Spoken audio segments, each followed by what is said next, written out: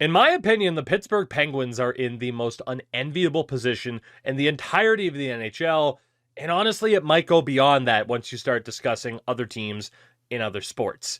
We have seen Sidney Crosby and the Penguins for 20 years now be a pretty consistent force. They have won 3 championships, but again, 20 years is the key. You are talking about the core of this roster essentially all being 35 years or up in terms of age. And as you can see here, it's not really up to Kyle Dubas and the Penguins as to what happens next due to a group of no movement clauses that takes the control out of Kyle Dubas's hands and puts it into the hands of the players in terms of what do they want to do? Are they willing to be moved? What happens next for this team? And when you look at this team, look, crazier things have happened in the NHL. It's pretty safe to say, though, that this team is not likely to be a contender when you have teams like the Florida Panthers and the Vegas Golden Knights, among others, out there. So, what happens next with this team? Well, today, we are going to go through at least 5 seasons and see what's going to happen, see how this is going to play out, and try to, at the very least, at the end of those 5 seasons, have this team in a better position. I'm not saying that we're going to be trading all of our best prospects, all of our picks, and, trying to make sure that we win a cup, but let's at least see what happens, what could happen over the next couple of years, and see where the Penguins end up by the end of this, because, again, as you can see, with this roster, it's not overly pretty. The struggles of Tristan Jarry making over $5 million a year, it's not too great. Couple good young goalies, though. Obviously, like Artur Shilov's coming over from the Canucks is a very interesting one because, well, in the system, I mean, they draft Gabriel Daig, although his, draft stock took a little bit of a hit compared to the hype levels that he had once upon a time. This defense is, yep, that's a defense, all right. I'm going to be nice about it. And, of course, in the system, outside of Owen Pickering, Bernicki, who was just drafted, you do have guys like Trethway who might be okay. I will note that I am using a custom roster that myself, Fasty, and Tactics are putting together. It's not done yet, hence why we accidentally have a duplicate Brady Pedals, so we'll have to deal with that, which is fine. I just didn't feel like restarting the save. And then you get to the forward side of things, and again, veterans and not much youth really looking like they're going to be making an impact in this lineup. And in, the system like Ben Kindell that they just took, not bad. But, the face of the franchise coming up, probably not. Danton Heinen, another veteran player over 30. You look at the prospects, Emil Jarventi, Bill Zonin, who was just drafted. There's pieces here and there, but they don't really have that next in line player or players to really be, hopeful about for the future of the Penguins, which is why you might want to say, okay, cool, let's trade Crosby, let's trade Malkin. It's not up to Pittsburgh. Of course, it's not even up to me in this challenge. I'll tell you right now, the plan is to get to the trade deadline and hope that Gino is willing to be traded, hope that Sid is willing to be traded. I don't have control of that, and I kind of like it. Rucker McGroarty, by the way, going to be starting in the AHL this year because we are hoping for this team to be bad, and I don't think I have to hope all that much for this team to indeed be bad this season. But like I said, 5 seasons to see where we end up. What is the future of the Penguins, of Crosby, Malkin, Letang, Erik Karlsson, and others? Let's find out. Well, as expected, we are bad. 24-30-4 on the week of the deadline, dead last in our division. It's not looking too good. A brief look there at the team leaders on the right side of the screen. Malkin, 49 points. Erik Karlsson's up there. Crosby has 21 goals, which isn't too bad, all things considered. Now, one thing that I was considering, as I'm trying to fight off this sneeze, it's not going to work. All right, it's fine. I only feel like I blew out a back muscle. One thing I was considering was playing Rucker McGroarty with Crosby, to try and really boost up that development, but decided against it. I don't necessarily regret it, as McGroarty is up to an 82. I mean, he's going to be ready to go for next season, and odds are Sid's going to be staying. Again, has a no-movement clause, has 1 year left on his deal. After this, it's completely up to him what happens here. Of course, Gino's deal is up as well. I will say, if we're not able to trade these guys at the end of the week, what we'll probably do is, of course, hold on to them, especially with the likes of Malkin, whose deal is up. We'll just try to hold on to him, keep that core together, and keep the memories going. Although I don't know if we'll ever win anything again. I don't know if we'll even make the playoffs with these guys in the lineup again. So we will be listed as a seller heading into this trade deadline. Rasmus Andersson, top name available. But we need to take a look to see if something can happen here. So first things first, Evgeny Malkin, are you willing to waive that no movement clause? Is, pretty much the deal, right? We're just going straight for it, 50-50 chance. Gino is willing to go. Okay, well, that's step number one. Not everybody is a part of the package deal, though. Let's check with Chris Letang next and see if he is willing to go.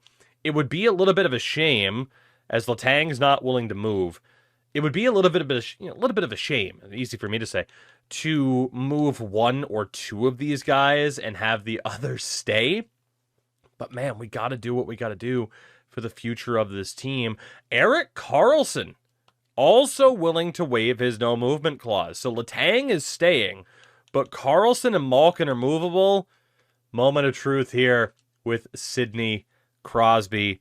Is Sid going to want to leave? No, he is not. So I mentioned that there was a chance that a couple could stay and a couple could go, and that is indeed what is going to happen, as it will be Malkin and Karlsson that we'll be taking a look at. Aside from that, though, this season, you might have noticed, actually, I don't know if I showed the goalies, Blomqvist and Sheloffs have been the guys in goal this season. Like, we're stuck with Tristan Jarry anyway, right? And I'm not going to immediately get rid of Jarry, I will say. Especially, too, I don't like to immediately get rid of bad contracts. I don't even know if no one would even offer him a deal anyway, right? So he's going to stay. But taking a look at Joel Blomqvist here, .915 save percentage in 33 games. He's actually been pretty good. Sheloff's, not so hot. Not so hot. So if we can flip him, he is on an expiring deal. We could go with Jarry and Blomqvist in goal for a little bit. Nobody wants Sheloffs, though. Does anyone want Blomqvist? No. Okay. Wow. Great. Well, we'll have to figure that one out, because that is not ideal. Does anybody want Philip Larson somehow? The answer is no. Defensively, Erik Karlsson is willing to go. Normally, I don't like to get rid of bad contracts until someone's on a year left, but this is a special occasion. Of course, he had to waive his no movement clause anyway. And even with the block, nobody wants him. Oh my God. This was an unforeseen issue. Ryan Graves, does anybody want him? Apparently, yes. Now, obviously, again, I don't like to immediately get rid of all the bad contracts, especially when he has that much term left. There is the no movement clause where the list, it's a 20-team tradable list. It's not all that restrictive, but still, we'll stick with Ryan Graves. That's fine. Swedish Sebastian Aho. Could get a third and a sixth from Carolina to reunite him with his namesake brethren there. And is anybody else going to offer a third? Like, obviously, there's prospects. I don't need Travis Hamonic. I don't think he's going to help. It's a third and a fifth from LA. That's not too bad. Minnesota's offering the same thing. Obviously, like a high nine's not too bad. I don't necessarily want to immediately take all the best prospects from other teams either. At least not immediately. And that means for Sebastian Aho, again, we could get a third and a fifth, but let's have fun. Let's send him out to Carolina for a third and a sixth round pick. Can we get anything from Matt Dumba? How? A third and Robida. I mean, anybody else offering a third rounder? The Florida Panthers are doing so. Minnesota's not. Well, I said I didn't want to immediately take certain prospects. Tampa's also offering a third. So is Toronto for not too highly touted of a prospect. Honestly, Dumba to Carolina as well. I mean, we'll get a Dallas third back. It's not too crazy. We'll take on Justin Robida. I feel like that's fair. Not exactly a top prospect with respect to Mr. Robida. Matt Dumba's also out. Can we get anything for Alex Alexi? How?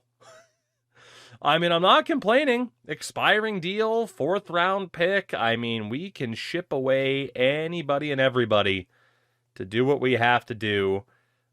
Let's bank on, I guess, a Carolina 4th rounder as well. Obviously, I could get other, deals done and get higher value 4th rounder. It's a 4th rounder. Who cares? Connor Clifton is furious with me. He is more than willing to get traded. And even if it is for a 7th round pick, I can't imagine we're bringing the former Bruin back. So we will take a 7th from Colorado and let Connor Clifton go. That's fine by me. Anybody else? Mr. Shea. A couple medium 9s. We'll keep him then. We are still going to need some people to actually play games the rest of the way. Congus is still 21. We'll give him time. And then Jack St. Ivani. Nobody wants him. Okay. So defensively, if we are going to trade Erik Karlsson, we're going to have to find a manual deal, and that's okay. Right wing side, obviously we could move Raquel. Let's stay loyal to the deal for a little bit. Brian Rust as well. Especially if Crosby's sticking around. I mean, we can try to win while still moving certain people. Anthony Mantha's on an expiring deal. 4th and a 5th. 3rd and a 4th from Dallas. Same for LA. 2 3rd-round picks from Minnesota. A 2nd-round pick from Seattle. And Logan Morrison. We definitely can't say no to that.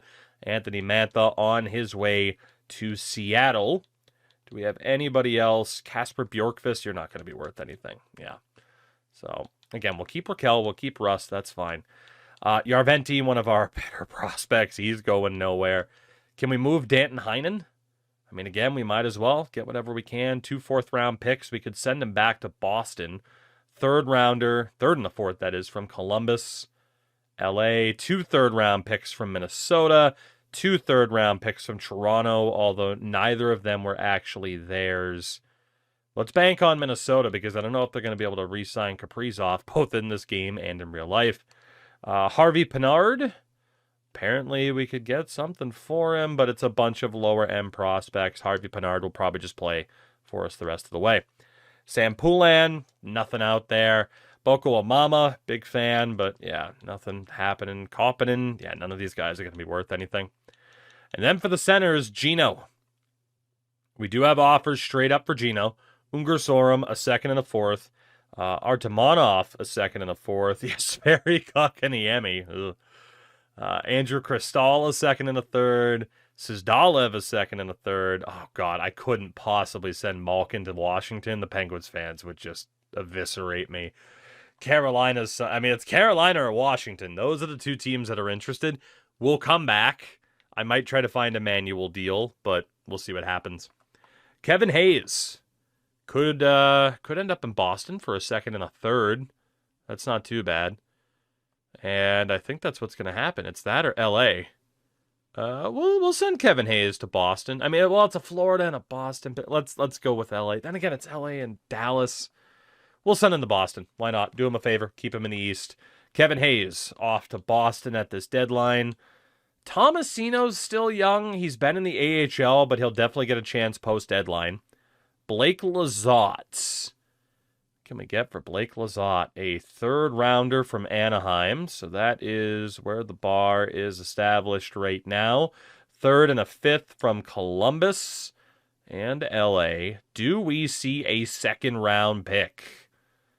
No, we will not. All right, we will take the 3rd and a 5th from Columbus for Blake Lizotte. That is not too bad. Veteran Noel Acciari. Can we get for Noel? Could send him back to Boston for a 6th-round pick. Could get a 5th from Carolina. So clearly the Hurricanes are going all in. A 5th from LA. A 5th from Toronto. Let's go Noel Acciari to Los Angeles. Why not? Spread the wealth a little bit. Connor Dewar. Can we get anything for you? Apparently we can. 6th-round pick. 5th-round pick from Colorado. Anybody want to offer higher than a 5th-round pick? Please?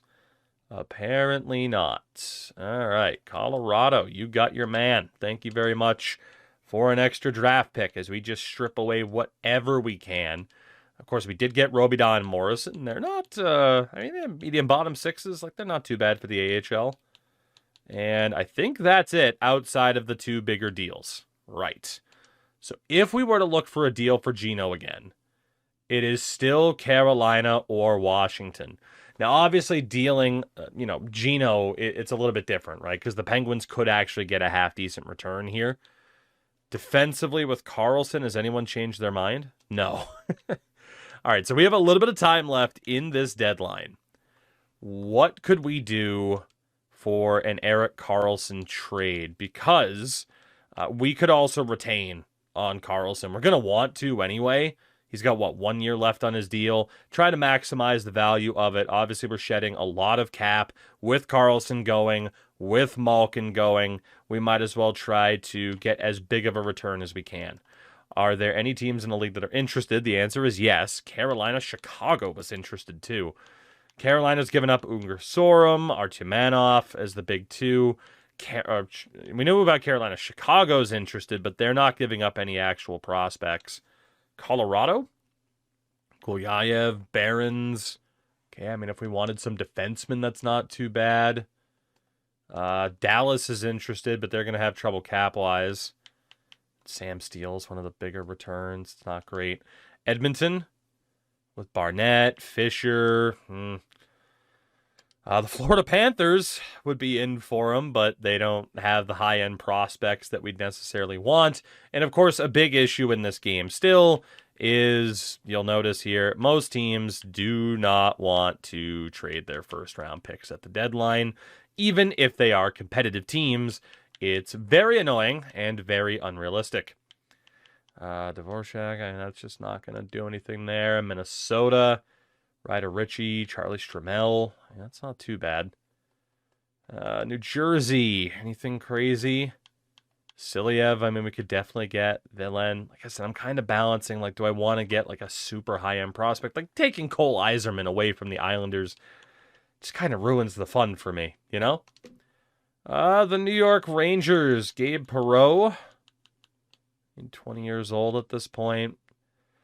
Ottawa. Ooh, Erik Karlsson back to Ottawa wouldn't be too bad. Obviously, though, yeah, it's not looking too great. Unger Sorum just got dealt by Carolina, so we might be SOL for a Malkin deal. But yeah, see, like, Seattle's willing to give up Berkeley Catton already. We could easily make that deal happen, but I don't want to be the one that kind of, helps Seattle shoot themselves in the foot. Maple Leafs with Ben Danford. Only has a medium 6 at the moment. I'm probably going to have to adjust that. Vegas with Connolly. I'm a little bit surprised there isn't a better deal for Karlsson out there. I am very surprised that even though it's the other Protoss, I'm a bit surprised that the old Protoss, that they'd be willing to trade him. I mean, Kristall at this point's 21, Suzdalev's 22. Like, I'd feel a little bit better about that for Washington because they're kind of long shot prospects to develop. I don't hate the idea of Karlsson the Capital, really. I mean, especially if we pick up Kristall, we pick up Suzdalev.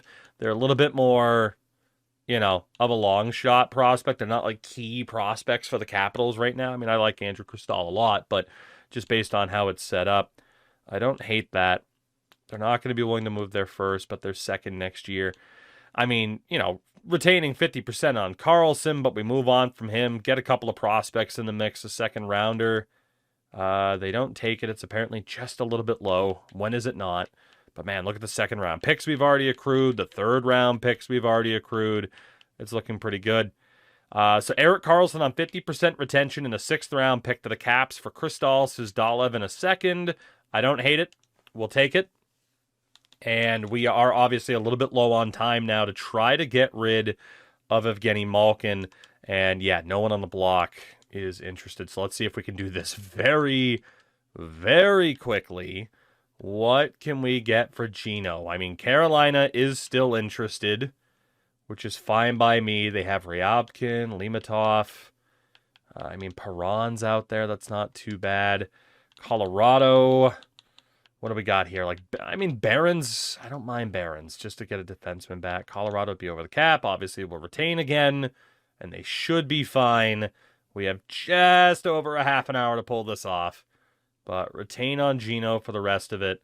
That is now approved. It's obviously not going to be a crazy return, but at least it is something. In real life, they would probably get a better return, but this isn't real life, and I like to handle these rebuilds a certain way. Malkin for Barons in a second. It's not huge, but hey, we're at least getting something for Gino before he leaves. Done deal. Probably could have gotten a little bit more, but the deals are done with Karlsson out, with Malkin out, and we have really kind of torn this team down as best we can. Could even try to get something for Tomasino. I mean, a second and a third's not too bad. But I do wonder, I don't know, man. He's 24. How much better is he going to get? We could play him next to Sid for the rest of the year. Honestly, Tomasino to Dallas. Let's do that too. He's on an expiring deal. He's 24. He might not get that much better. I mean, we have just torn this down as best we can, gotten a few prospects into the mix that obviously, with like Erik Karlsson, I'm sure a team would be a little bit worried, like, oh, okay, it's even on 50%, that's still some money to commit. And then obviously with Gino, no guarantees that he's back the next season. One more look on Shea here, but I think we're good. 7th round pick from LA. Screw it, let's do it. Why not? The more draft picks, the merrier for this first-year draft as we just strip this team down to the baseboards to try and kickstart a little bit of a rebuild here. So as we approach the end of this season, dare I say task failed successfully? I'm not sure. We are dead last in our division, just 30 wins on the year. I don't know how we compare to other teams in the league. It is worth noting, by the way, my sincerest apologies to Sidney Crosby. This is the team that we have been rolling with post-deadline. It's, of all the teams we've ever put together, it is a team. But hey, at least Owen Pickering's getting to learn from Chris Letang. We're also able to pick up Jake Bean on waivers just to have an NHL caliber defenseman still be there. And then Tristan Jarry was also getting some starts, which, 4 wins in 15 games, not great. But the AHL was looking better. I mean, Cristal, McGroarty, Ilyan. I mean, again, we got some names. I mean, we got some prospects now to try and help things out a little bit. But let's get confirmation. God, dead last in the league in goals. I can't say I'm surprised, but again, Sid, I am so sorry.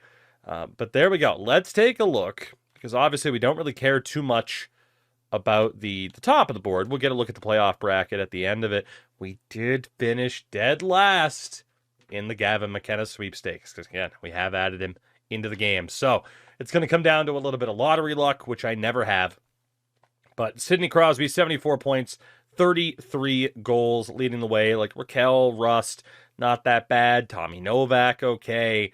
But obviously we had a lot of filler players in the back half of the season and did not get much out of them. Sam Poulin had 1 goal in 21 games playing alongside Crosby on that top line. Just 32 points this year for Chris Letang, which is horrific. I mean, this team was very, very, very bad, but that was the plan. We talked about the lack of a true number one in terms of a prospect, and we might just be getting that player this year. So you got to look at the top point getters. Nathan MacKinnon scored 63 goals, which is, you never know what the hell you're going to get with this sim engine. Not even saying I don't think Nate could score that many goals. I think he could. Cale Makar, absolute beast, of course, in this game, and will continue to be for years to come. And for goalies, the winningest, Bobrovsky, no real surprise. Vasi's up there, Blackwood in Colorado. But in terms of save percentages, anything close to or above a 920 was phenomenal, including Ilya Sorokin's 922. And no surprise, Rookie of the Year is going to be Demidov in Montreal. Again, no surprise whatsoever.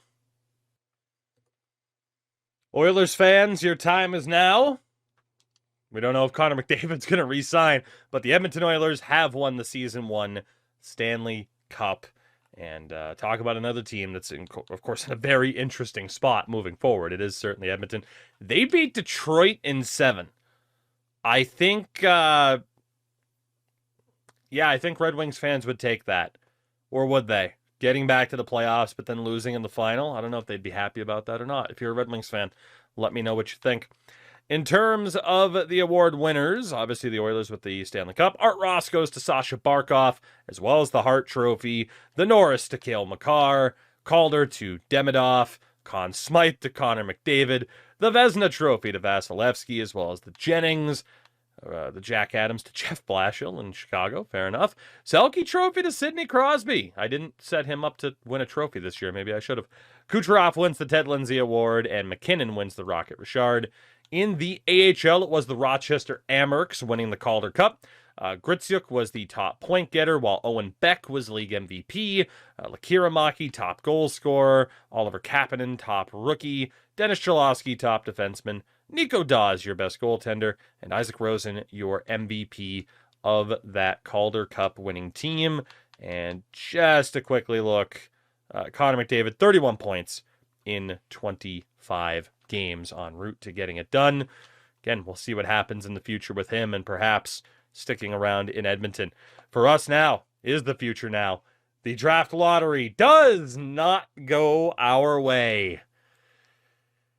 The New Jersey Devils will get the first overall pick. Calgary moves up as well. And you will never, will never see someone with worse lottery luck in a sports video game than this guy right here. It'll never happen.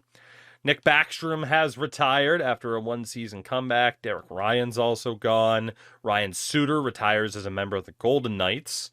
And in goal, Jonas Enroth, Longhammer again. Season 1 retirements are still pretty few and far between.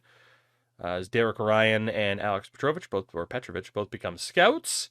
And that is going to set us up for this draft where we might be able to do some damage, but we are not going to end up with Gavin McKenna. There's really no room to trade up whatsoever. So we're looking at either generated guys, someone like Sergei Chubarov, or of course there's a handful of Swedes here. Verhoof might be available still. Ryan Rubruk. I mean, we'll wait to see what happens. But yeah, pretty much no chance to trade up to that top pick. Do we ask Chris Letang again? Do we? Maybe we don't. Maybe we just plan on keeping them until the trade deadline of next year. But a look at the draft picks. I mean, again, 4 second-round picks. We're in a pretty good spot to potentially trade up and do some damage here. But we don't really have anybody else to move on from. So the Devils do take Gavin McKenna first overall. And the Calgary Flames take Verhoof, a high elite defender. Oh, the lottery luck. You can never plan for it, can you? So Sergei Chubarov is an NHL-ready left wing. God, we could play him with Crosby. We could. Magnus Jacobson, we don't know a ton about. Viggo Bjork, 1 year out with a Thornton comparison. Ivar Stenberg, we don't know. God, the scouting department was a mess. Tynan Lawrence, we know nothing about. Byron Sanderson, we know nothing about. Rubruk, we know nothing about. Belchet, oh God, okay. Well, the starting scouting department was absolutely horrific. Right, so Chubarov is probably the guy. Theoretically, if we were to trade this pick, Blake Coleman, Rasmus Anderson on an expiring deal, and a 4th rounder, Falk, Shen, and a 7th. I mean, if we were looking to be competitive, I guess Falk and Shen wouldn't be too bad, I guess. And we might as well, of course, just make the pick. And, well, we can go for best guess, or we can hope that this generated left wing and Sergei Chubarov is the real deal. Given that he's NHL ready, I don't know how we could possibly have a Joe Thornton comparison at 5'10 and a $170. But Sergei Chubarov is going to be our guy. 82 overall, medium elite playmaker with Send It. Level 1 Send It specialist, as it's known. And he is NHL ready. Again, right out of the gates, 3rd line forward. It is Operation Get Sid to have this player develop, if we can make that happen. Jacobson goes 4th to Nashville. Carolina's willing to move the 5th pick. Can we make a deal happen there? Is the question. The 5th overall, courtesy of Dallas. Interesting. Problem is, do we really have much to give up to make that deal happen? I guess like Ricard Raquel. McGroarty's not going anywhere. Novak has some value. He's going to be entering the last year of his deal. Rust still has a little bit of value, too. If we were to move Tommy Novak, who I like, but, you know, I mean, he's a third-line left wing, doesn't quite have the face-off ability to play center for us. I do kind of like Novak, but man, if he can get us a high-level pick, we have to take it, right? We have to. Like, we can find a replacement for Tommy Novak easier than we can end up getting high-level talent. So this 5th overall pick, if we were to use the Seattle 2nd and Tommy Novak, how close are we? Close, but not close enough. Skaters matching block. They want a bunch of our established talent. Do you want the signing rights to Jake Bean? We could make that happen. Still not enough. Would you like the signing rights to Philip Hollander, who he's 25? Yeah, he might actually be NHL ready next year. Maybe we keep Hollander. Let's go for the 6th rounder from Nashville. So a 2nd rounder, a 6th rounder, Tommy Novak, Jake Bean. Still not enough. I should probably stop being so cheap. What about a 5th rounder from Chicago? I feel like we got to be somewhat close, right? Still not enough. I mean, even a 3rd round pick is worth it. What about our last 3rd round pick, 91st overall? Still not enough. What about our first 3rd round pick, 65th overall? Still not enough. Right. What if we also had a 4th rounder from yourselves? No. What if we had another 3rd rounder from San Jose? A 2nd, 2/3, Jake Bean, and Tommy Novak. Sweeten it just a touch. I will punch you with my fist. With a closed fist. Let's get Jake Bean out of there. And instead of him, we'll add a 4th rounder. I mean, obviously, this is well worth it. And they took the deal. All right, cool. So there we go. We trade up to the 5th overall pick using Tommy Novak and with an abundance of the extra picks that we had acquired by tearing down at the draft. We do know that Viggo Bjork is a medium elite. I imagine everybody else is as well. So we got a left wing. Stenberg can play the right. Bjork can play the right and is right-handed. Or like someone like Tynan Lawrence. I mean, Bjork probably makes the most sense, honestly. Again, highest rated at this point. We have a lefty that can play left wing. Let's get a righty that can play center or right wing. Viggo Bjork, come on down. 75 overall medium elite. And honestly, we could, if we wanted to, play him on the top line with Crosby this year as well. Only a 75 is a little bit disappointing, but based off of what we gave up, it's not that bad. Stenberg's a 72. Columbus gets Lawrence, who's a high 6. And then, okay, so Sanderson. Yeah, Byron Sanderson was a beast. But I think, I mean, granted, he was the better player, but I think we still did okay. Vancouver. Do we have anything? I mean, whether or not it be, I mean, really, it's Rust or Raquel at this point. But again, those are still useful players to help some of these other guys develop, whether it be a Rucker McGroarty, right? We could do a top line of Crosby, Chubarov, Bjork, and a second line of Raquel, McGroarty, and Rust, and get plenty of player developments. So I think we might be about done in terms of trade-ups, but I think we did all right for ourselves. Unless there's anything else we can get. I mean, that 9th overall pick, we do still have a litany of seconds. I mean, what if we use our own 2nd round pick? What if we use the St. Louis 2nd round pick? All of a sudden, we're close. So, I mean, 2 2nd round picks. Let's add a late 3rd. Still not enough. Quite far off, apparently. What if we add an early 3rd? Still not enough. But obviously, this is worth it to us. We need the high-level talent as opposed to, just some solid players. So 2 seconds, 2/3. We get the 9th overall pick as well from Vancouver. And, well, we kind of got a pick here for whoever we want, like Rubruck, Belchitz, Mikey Bearchild. I mean, not too bad. A top defender would be nice, which would be Xavier Villeneuve, who's it's a little bit early to take him. Is anybody else? Like the Rangers are willing to trade that 12th pick. I mean, unless we work out a deal with the Rangers, there's really not any room to make another deal happen anyway. Sharon Govich, Anderson, Blake Coleman's apparently worth the 9th overall pick outright. Okay, let's see then. I mean, realistically, I probably could have just traded for the Rangers 12th, but I was hoping there was a defenseman on the board. But if we work out this deal with the New York Rangers, can I get like a third round pick back? No. At least not straight up. What if we use... God, we got quite a few sevens. What if we use 2 7s? So there we go. 2 7s. We move back 3 spots and get another third round pick. So the Rangers took Rubrick. There's Belchitz, Aram Olsen. And now let's get, hopefully, another solid defender in Xavier Villeneuve of the Armada, who is a 69 medium 4. I mean, it's not bad. It's not insane. But given that we really didn't have anybody else to go after in terms of top defensemen, I think we did okay. We'll look back at the end of the first round, at the end of the draft. For now, Måns Josbrandt. Oh boy, God, our scouts were atrocious. They were so bad. Oh, they were so bad. Shout out to Logan Stewart. We used him quite a bit last year.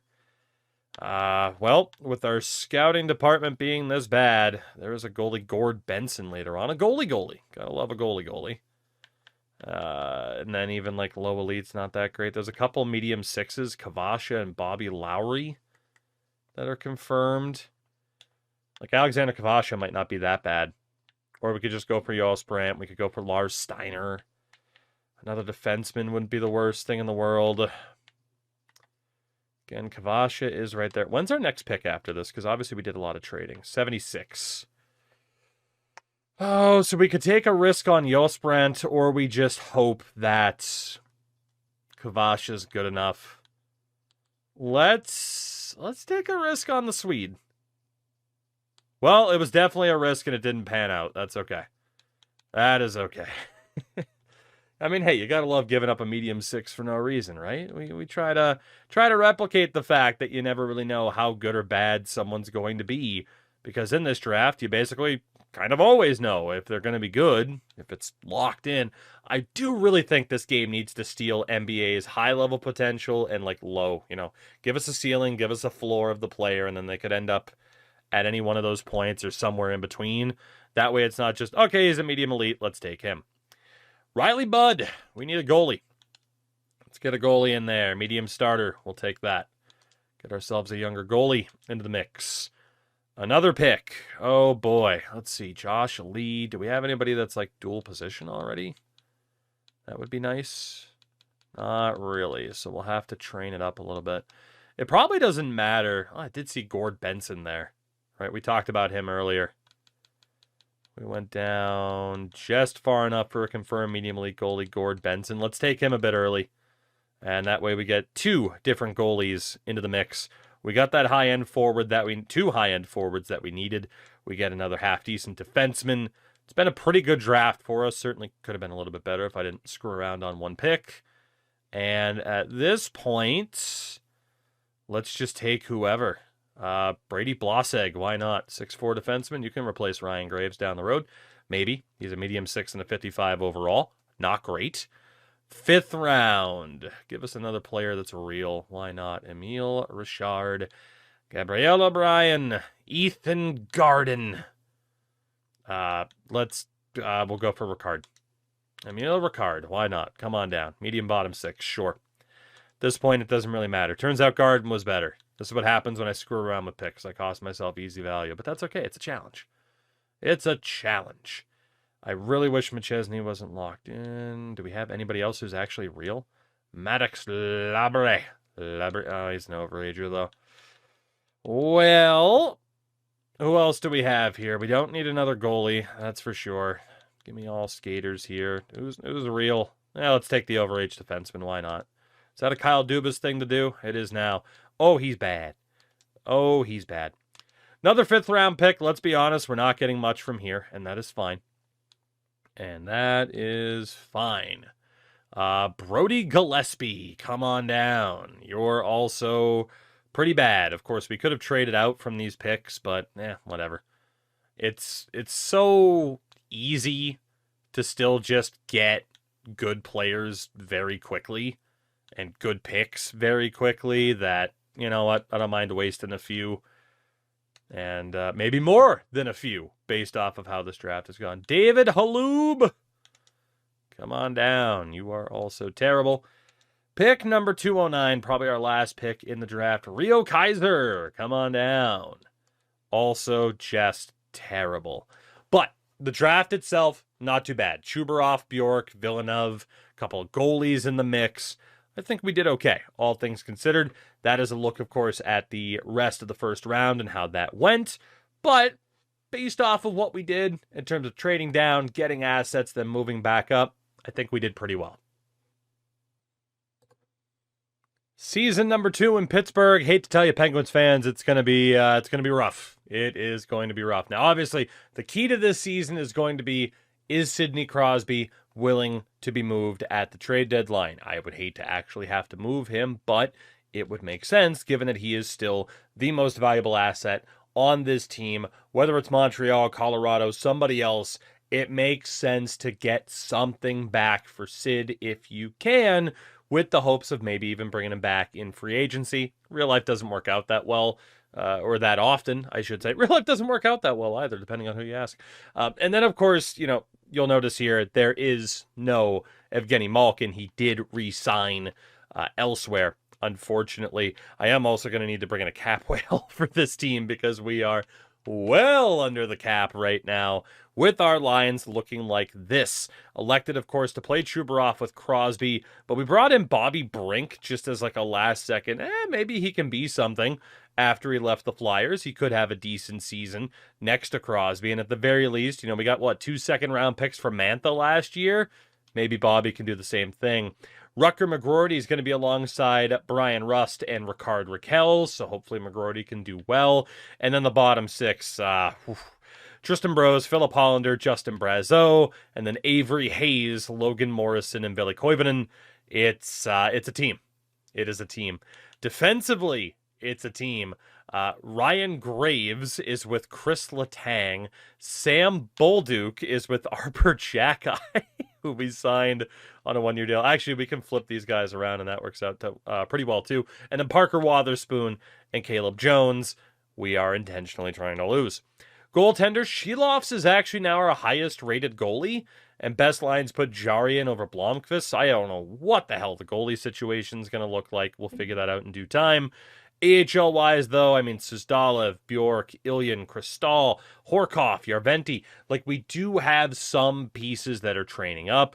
It's just really a matter of time. And then defensively, Pickering, Brunicki's here as well. Sean Barons, again, I know I can already see the comments in advance. Some people are going to be like, how, you only got Sean Barons back? Again, it was intentional. I don't have the most fun being like, oh, look, this dumb AI is like, yeah, let me get rid of my best prospect for nothing. I don't really have too much fun with that. Nor do I think this team is going to have too much fun this season because we're going to be bad. Well, we said it was going to be bad. It's bad. 21-35-3, the week of the trade deadline. Thankfully, this year, of course, we do have our scouts sorted out. Season 1, some of you might have caught that. I typically don't mess around with the staff and the scouts because it's going to change a lot. Hence why the Season 1 draft was a little bit rough, but that is okay. Again, intentional, self-inflicted challenges to make this mode more difficult. So far this season, shout out to Chubarov, man. He's up to an 85. He's got 34 points. I don't know if it'll be enough to win the Calder, though. Crosby, he's not that far behind a point per game at 39 years old. Bobby Brink, allegedly a sniper, has 9 goals in 59 games. But Rutger McGroarty, just 28 points and a -12. Putting him with Rakell and Rust hasn't really done too much. But yeah, we're a bad team, and that is okay. That is by design. And again, we're going to see now at the deadline, kind of what we can do, who we might be able to move. Tristan Jarry's actually had a pretty good season. And then, of course, down in the AHL, worth noting, of course, players getting better. Suzdalev, Bjork, Ilyin is very close to being ready. He'll probably be good to go for next season. Guys like Kristal and Horkoff are getting better. So, we do have a focus in terms of what we're trying to do with this team. But of course, we don't know what the next step is until we find out what the status is of Chris Letang and of Sidney Crosby at this draft. Can we get something for either of them? If Sid doesn't want to go, we will try to re-sign him immediately after the deadline, hopefully without a no movement clause to look into this again. So here we go. Step number 1. Let us talk first. Well, Letang, in fairness, has actually changed from a no movement clause to a modified no trade, which is nice. We might be able to move him now without him asking, but of course the big question is Sid, and what will he do? Are you willing to waive? Yes, he is. So 1 extra season in Pittsburgh was enough. Sidney Crosby is willing to leave, which is kind of crazy here in a contract year. Nobody outright wants him, apparently, which is kind of nuts. And then, of course, you have Raquel, Letang. They each have an extra year left after this, which, again, they can still be useful for trying to train up extra people. I did forget to sign a cap whale, by the way, so Crosby's salary skyrocketed. That probably will not help in terms of moving him. But honestly, even though Graves now is making like $2 million more, it's really not that big of a deal because we really didn't have anybody on a deal that this could actually really screw us over long term or anything like that. So not a big deal. Actually, let's see if there's any other deals that could be made really quickly before we circle back to Crosby.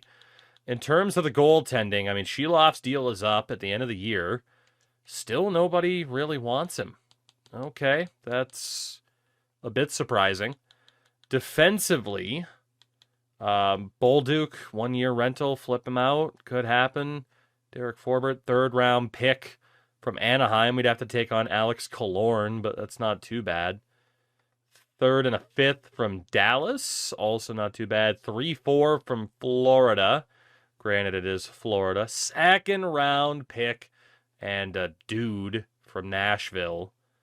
2nd-round pick and a dude from Tampa. Granted, that guy's contract is expiring more quickly. It's a player that you can kind of tell we're just not going to want.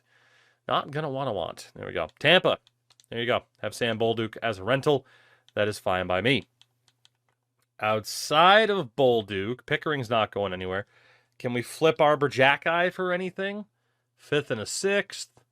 4th-rounder from Detroit and a dude named Finney. 3rd-rounder from Nashville and New Jersey. Devils offering an unsigned dude. Bunch of teams offering a 3rd-round pick. Seems to be about the best that we're going to get.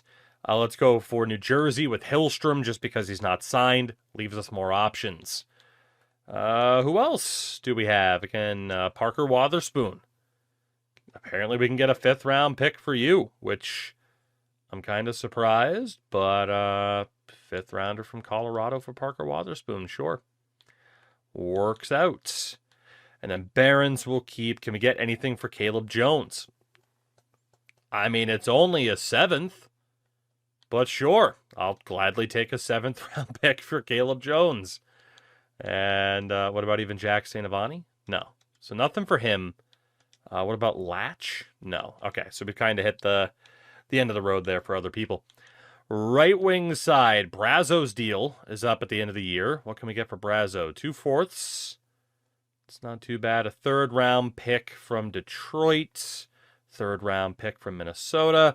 3rd-round pick from Montreal. And Nashville. Yeah, the Rangers as well. Well, 3rd-round pick is definitely the return. And let's go. We need someone like Montemapalo to be able to play defense. Let's take that deal from Ottawa. That works. Got to get a roster player for the defensive side. Bobby Brink. Again, just kind of a 1-year rental, utilizing Sid to build up someone's value and then get rid of them. 3rd-round pick from the Ducks, from the Sabres. Anybody else? Winnipeg, Vancouver, where Jonathan Taves apparently ended up. We will take the 3rd-rounder from the Sabres to bring in Connor Timmins to play defense for the rest of the season. And outside of that, Avery Hayes, are you worth anything now? No, you're not. Okay. Left wing side. Zdalev's not going anywhere. We're good. And then centers, obviously Crosby will have to worry about. Can I get anything for Philip Hollander? 6th and a 7th. A 4th-rounder from New Jersey and LaChance. Done deal. Fine by me. Anybody else? Tristan Bros, he's still 24. Morrison at 24. He's still young enough. He might turn into something. So now it is pretty much just Sid and what we might be able to get for Crosby. It is going to have to be a manual trade, which is okay, because it will allow us to retain cap as well. Make sure that we're still compliant, which we barely are, and it'll open up room. The AI's, I still don't think, is programmed to be like, oh yeah, hey, we want you to retain salary on this guy when we offer a deal. Sooner that's fixed, the better. It would really help the trade finder be a little bit more properly established. So Colorado is interested in Crosby, but they don't really have the high-end prospects I'd want. Montreal is also interested in Crosby.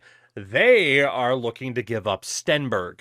Now, I have no problem going after Stenberg because, obviously, he was drafted last year. He's not an actual Habs prospect. Being able to get Ivar Stenberg back in this deal would be great. Then Sharkovsky, Pobazal, I'm guessing. He was also in last year's draft. And then Riley Kidney has been there for a while, and I don't hate the idea of going after Kidney either. And then Axel Bronco Larson is also there. So, I mean, they're not going to be willing to trade their first, of course. So we can definitely look for a big return from the Habs. Basically, everybody but Sharkovsky I'm willing to go after, because Kidney's 23, and they're still playing him in the AHL. He's the perfect player for us to just kind of try to develop. So if we can work out a deal where we're getting these 4 guys back for Crosby, we'd be under the league minimum in salary. Do they have anybody that we could get who's not worth that much? Josh Anderson. Is he on an extension? No, he's not. God, they also brought in Risto. Honestly, give me Anderson. I would even say give me Risto, honestly. We'd still be under the cap, yeah. So Bronco Larson's got to be out. But if we go Anderson and Risto, just to play for the rest of the year, Kidney, Pobazal, Stenberg in return, it might be too much is my guess. It is. What would we have to give up to help make this deal happen, or who would we have to remove? God, we have so many second-round picks now. It's insane. And third-rounders, for that matter. I think we could... I mean, if we give up Pobazal, like, he's not that bad. We could take Kidney out of there as well. Like, it certainly looks like we're going to have to take somebody out of the equation, although I think that's kind of ridiculous. Like, it's Sidney Crosby on half retained. So, I mean, Crosby a second. Yeah, I mean, if we're having to give up a second, it's not worth it. So, honestly, I mean, I wouldn't mind getting Kidney back instead. Solely for the reason that, again, like, he's a younger Montreal prospect who's not really going to be given a chance. But on our team, he could be given an opportunity. We have a bunch of these dudes that we drafted last year who are not looking so hot. There's also plenty of them who are here otherwise. There's the other version of Petal as well. Who can we add to this deal then? Like Hillstrom, Sharon, even like Ricard. Is that enough to push us through without having to use an extra pick? Yes, it is. What if we take out Ricard? Still enough. So just Hillstrom's enough. So Crosby and Hillstrom. Crosby on 50% retained. For Stenberg, the 6th overall pick last year, who is with the Laval Rocket, Riley Kidney, and then Josh Anderson and Risto for the cap, and also just to have roster players for the rest of the year. I think it works. Again, like, there's just no way we're going to be able to build up a team around Sid for him to win anytime soon. It just makes sense to go for it. Like, yes, he is still usable to help someone like Chubarov develop, but we've had that for this season, and now we can land us another high-end prospect to help replace him down the road. So I will gladly become known as the GM that traded Sidney Crosby. That is fine by me. He is off to Montreal. They had the right return for us. I'm perfectly okay with it. I do, again, still think Letang, Raquel, that these guys are usable still. Like, yes, we could get something for them, potentially. Nobody even wants Raquel right now. Letang is the interesting one because of his age. Brad Marchand in a second, Alex Wenberg in a fourth. Yeah. I mean, again, we still have the cap issue as well. So maybe we look at dealing Letang at the draft once we don't have to worry about the fact that we are so against it salary-wise. Unless there are... Wow, the Ducks are terrible, by the way. I was going to say, unless there are teams like the Ducks that are getting rid of guys like Strome, like Kreider, but we bring those guys in, and then all of a sudden, are we that much better of a team? I think we can wait for Letang, especially if he doesn't retire. Could be wrong, might backfire, but we don't want to necessarily make Anaheim any worse than they already are, given that we are in competition for that potential first overall pick. But we will get this team set up. I'll show you guys, of course, what it ends up looking like for the rest of the way. Apparently it auto sent down Jari and nobody claimed him anyways. Yeah, I got some things to fix here. It's beautiful, isn't it? The tanking of it all. 27, 48, and 6 with 1 game left to go. As expected, this team is brutal. Although it is worth noting, we're actually not last in goals for this season.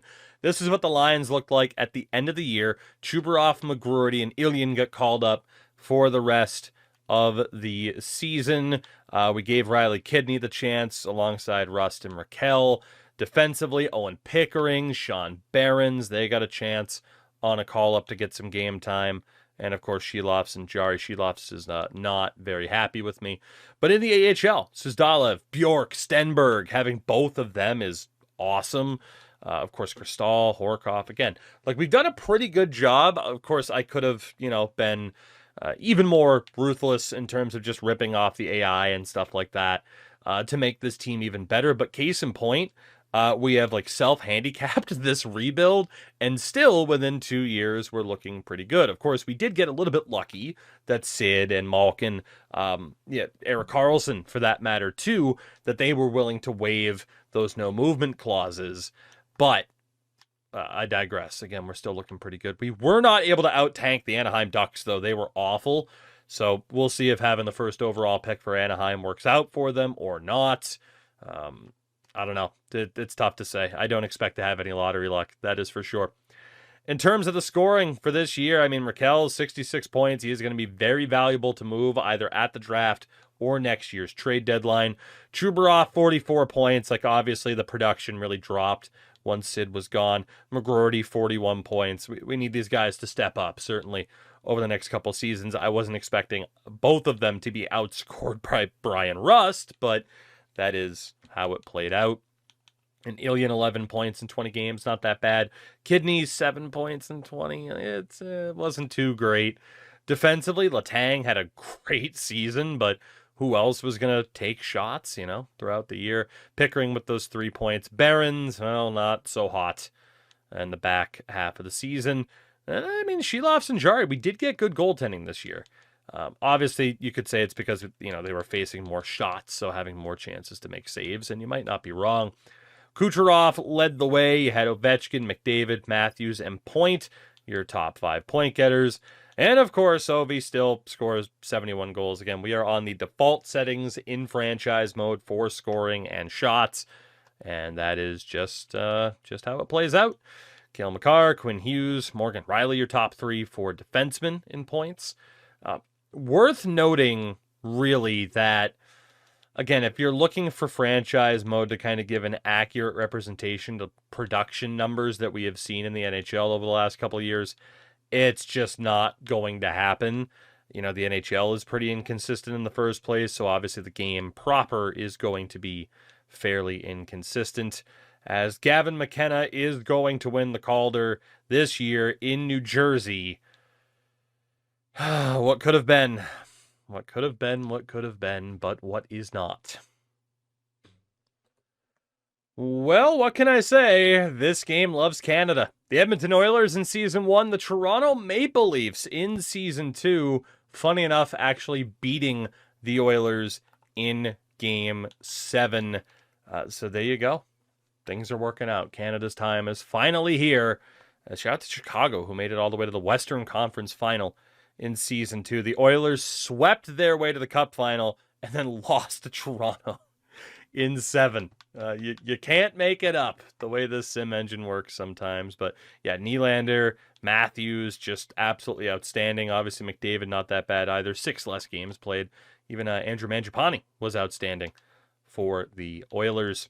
Your award winners, at least individually. Kucherov wins the Art Ross as well as the Hart Trophy in Season 2.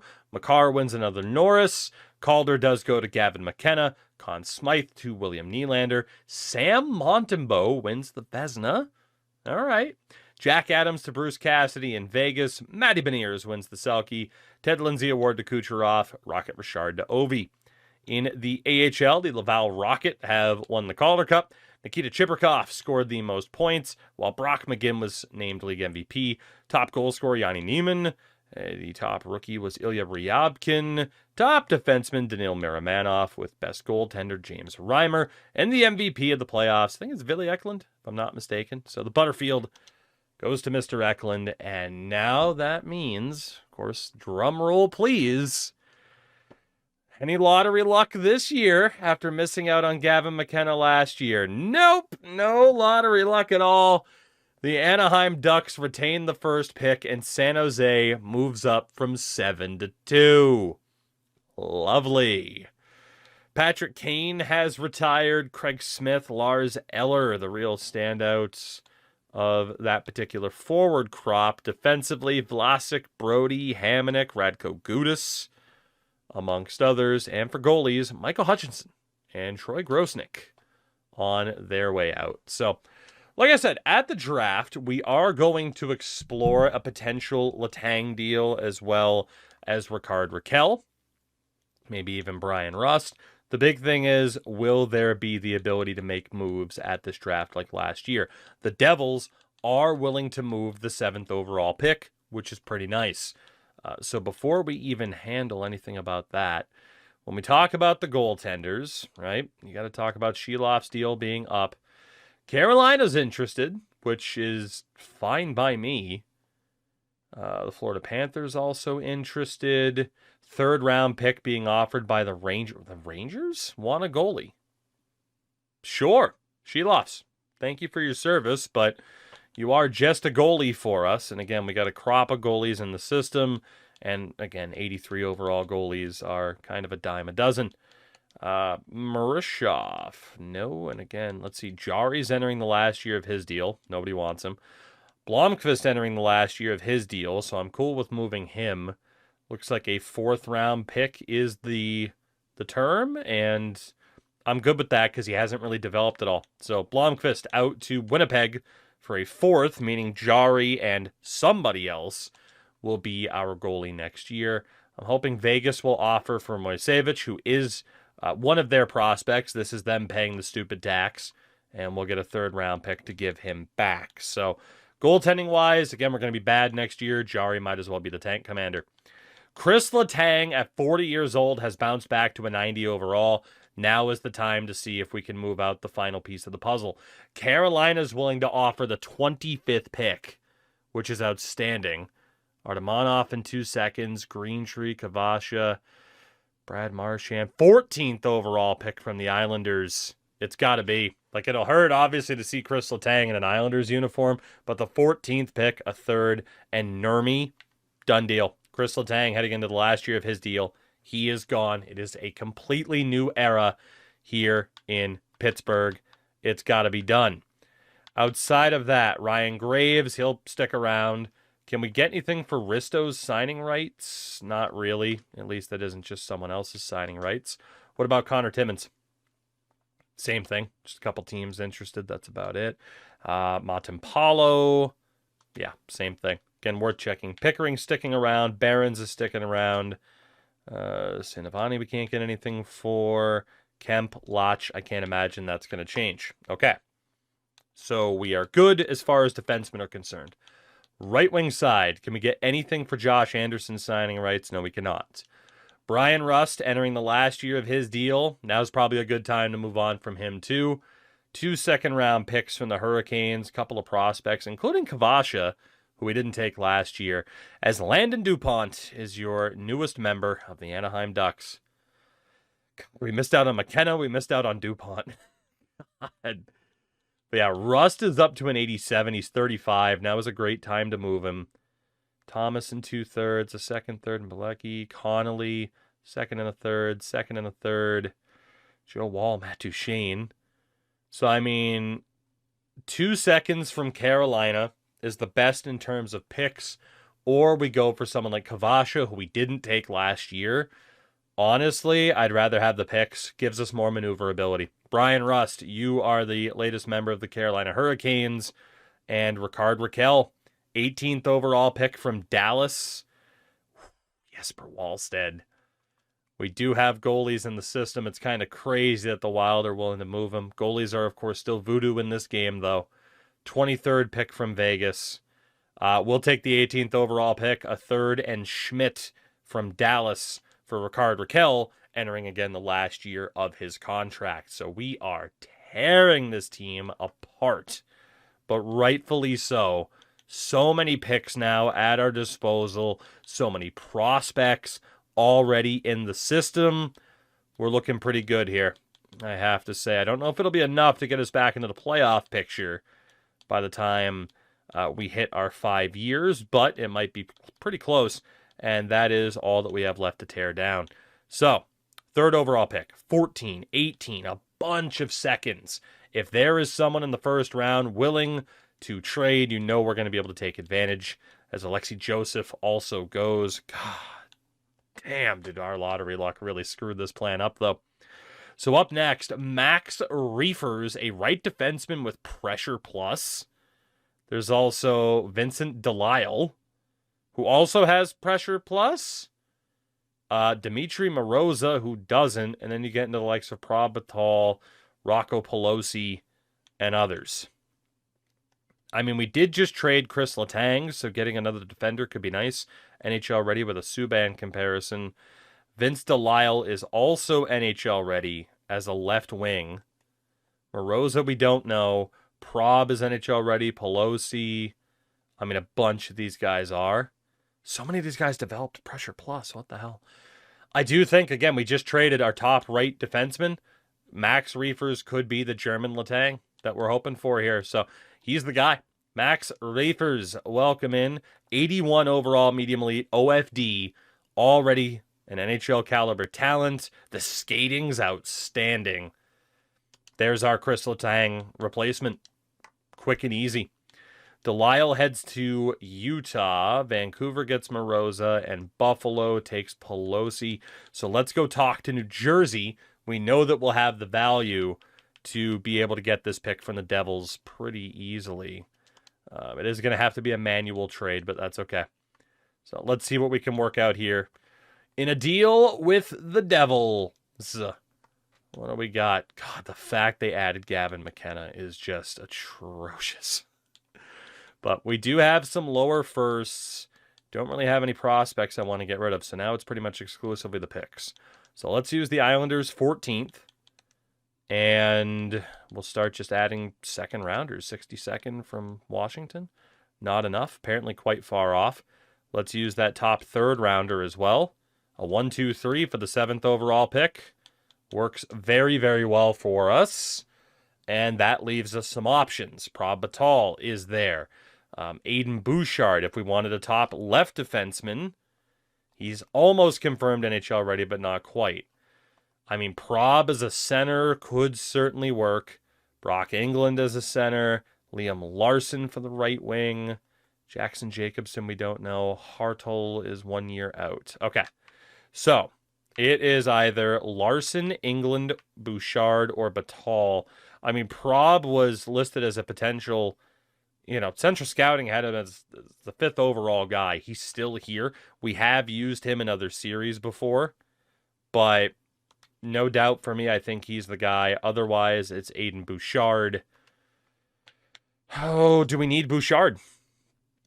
I mean, I think we probably are in need more, especially after, the trade previously for Stenberg, getting another top defenseman to play with Reefers for years to come. It's right there. Otherwise, we're looking at Villeneuve, who we drafted last year. Brunicky, Pickering. I think we sort out our defense right here. I think we do. I like Prob a lot. Please, game, don't make me pay for this by taking Aiden Bouchard, who is a medium elite at a 78. A two-way defenseman, does have send it. I mean, he's borderline NHL caliber already. So that is our defense sorted out. That is our top forward prospects sorted out now with Chubarov, Bjork, and Stenberg. Of course, we still have McGroarty. I think already it's mission accomplished that this team is in a better state than where we found it. As England was a high 6. Hit the wrong button there. Let's go Seattle. They take Prob at 9. And LA at 10 takes Larson. So Minnesota is willing to trade. I mean, Jacobson, we don't know. That's the thing, right? We just don't know how good some of these guys are now. It's a little bit of a risk to trade up. Bunch of dudes, though, that are only 1 year out. That's not bad. Man, Fitzhenry has level 2 send it. Damn. NHL ready later on, Jamie Glantz. Interesting. So the 23rd projected guy is NHL ready. Kahesnikov, we don't know. So, I mean, we could definitely trade up to get somebody else that's 1 year out. But pick number 23 is right there, and we have pick number 18. Right. I mean, Winnipeg is there. The Rangers are there.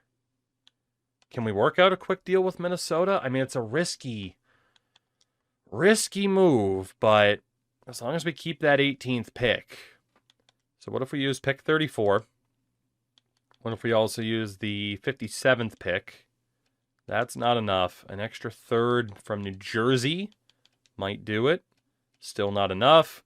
And what about a late third rounder from Washington? There we go. 11th overall pick. And we'll take the risk on Jacobson here. It is a bit of a risk, but we'll try it. Jackson Jacobson, please. Ooh, do we trust you, though? I mean, Hartl has that reverse hitting ability. Unstoppable confirmed. I mean, my hope is that Jacobson's a medium elite. Otherwise, Hartl's worth taking for the ability. Let's see if Jacobson's a medium elite. He is. Okay. 74 overall. Has pressure plus as well. Not bad. Not bad at all. So Jarvis, Scantleberry, Kazda, Lamons. Yeah, we made the right choice. And that was definitely the last time to trade up in this draft. So with this pick, we are definitely taking the right wing Jamie Glantz. Although, yeah, you know what? I don't want to risk a team taking him off the board. The AI doesn't go off the board too often. I don't want to risk it. The American Jamie Glantz, 75 overall. Okay, you lied to me. Wasn't that a confirmed NHL ready? I feel like I've been lied to. I mean, I guess technically, unless it considers a 75 NHL ready. So I think we're good in terms of trading up for the rest of this draft. Potential high elite Sammy Nelson later on. We might have to take a risk on him. Aside from that, we got 2 out of 4s.